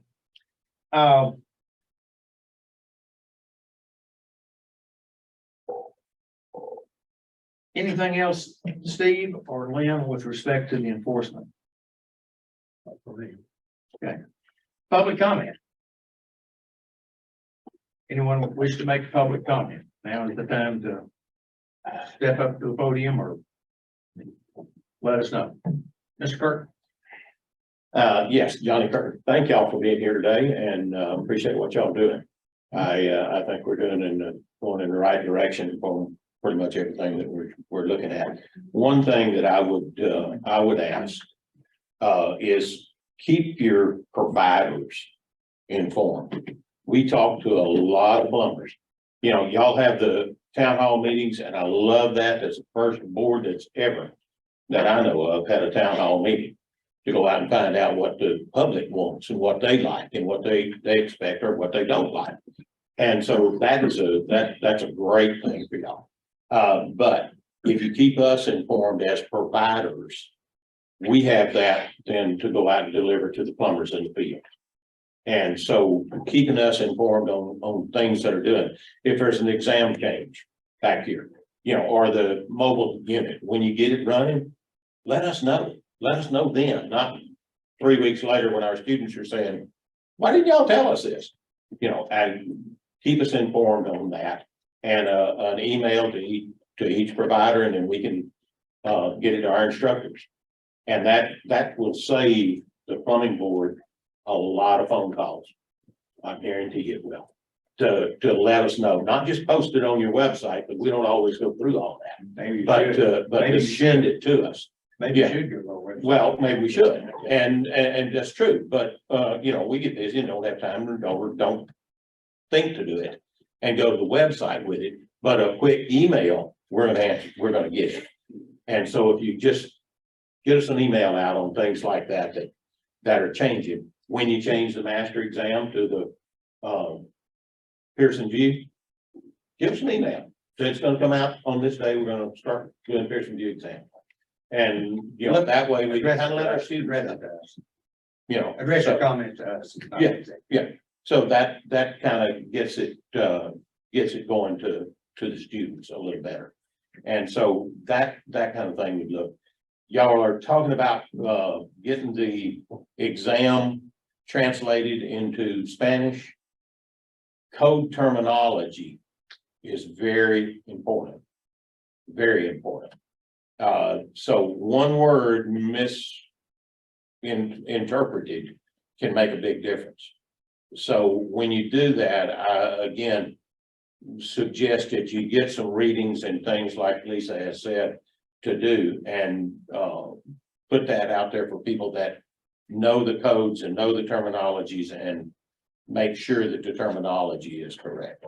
Because that can make a big difference. When we translate it before, we ran into some of those problems and it caused some issues. But code terminology into that makes a big difference because that's what they're gonna be able to study out in the field is the code terminology, not the slang that some plumber might be using and call it something different. So that we would, that I would suggest that you really look at close when they start translating this stuff. Another thing that we mentioned some stats a little while ago and all of that. Again, putting that out to us to let us get to the plumbers in the field would be a great thing for us to have. So some of the exam stats and the pass failed and all of that stuff. Every time you come up with it, we'd love to have that out there to present. But thank y'all for what you're doing. I appreciate you. Appreciate the job. Thank you, Mr. Kirk. Thank y'all. Also, and I would say to that everything that we do is public information that's available to you and everyone else. And I want to applaud you. You show up at a lot of board meetings. So you go to the extra effort to show up and hear what we're saying and what we're doing.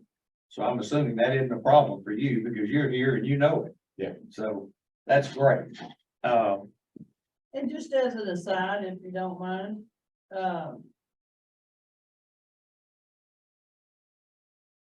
I actually do.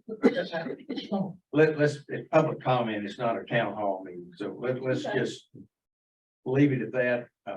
I think it's good advice that we should and are trying to get out as much as we can to as many people as possible. You know, we work hard at doing that. If everything we do is open and, you know, our meetings, they're welcome to either come to the meeting or listen to us online and go to our website. So many times I go to these town hall meetings and I'm discouraged that 90% of the questions that are asked are already out there. It's just a matter of clicking on the frequently asked questions and it's already there. But I get what you're saying. Some people need to be spoon fed. But to be honest with you, I expect a little more out of the continuing education providers. I mean, that's the business that y'all are in. So maybe you should need to reach out and work a little harder. And if there's nothing that we do that's going to be confidential, it's all going to be out there someplace. So, but I think it's a point well taken. The one thing I do want you to do, Lisa, is talk about, you had mentioned earlier about the number of exams spent. Would you share with the board what you shared with me? I had mentioned earlier that there were 30 some odd online applications. There's, she just got through sending it back to me for an update, and there are no paper applications that haven't been processed as of this date. Now, there may be paper applications that came in this morning, but exams does not even get those for a week or two if you send paper in. So those got to go through the comptroller confirmation and processing and all that. And of the online ones that she just sent me back a while ago, there's only 30. So that and speaks those, to they our knock backlog. those out How about pretty that? That's great. So I think the message you're saying that if anyone is listening to this and they haven't heard from us, there are only 30 of those that have got a reason that they haven't heard from us. Check your email. Check your email. Your online account. Check your online account to make sure that you have submitted everything you're supposed to submit. So there is no backlog here, with the exception of those 30 individuals that's always going to be there, waiting on us to process the application. That's really outstanding, Lisa. That's remarkable. And I am really proud of everything y'all have done. So. Okay. Recommendations for future board meetings and agenda items. We already have one. It's going to be unlicensed activity. I'm like a broken record on that. And the financial report. And the financial report is already we know that's gonna be on there. And Lynn, I should say that I appreciate your getting those proposals out, rule proposals out for us. Because it was questionable whether the last time, whether we were gonna be able to do those proposals, and I really appreciate it. I know it's a huge effort for you. And I want to thank you for going the extra mile and getting those ready for us to do. So with that being said, what are you gonna do next time? We're gonna try to get 361 up. Wonderful. That would be great. And these will be, again, proposals, rough draft proposals that'll be posted for public comment. So, I am, board members, I'm kind of thinking the first week or two in December for our next meeting, which will give us a little bit of extra time.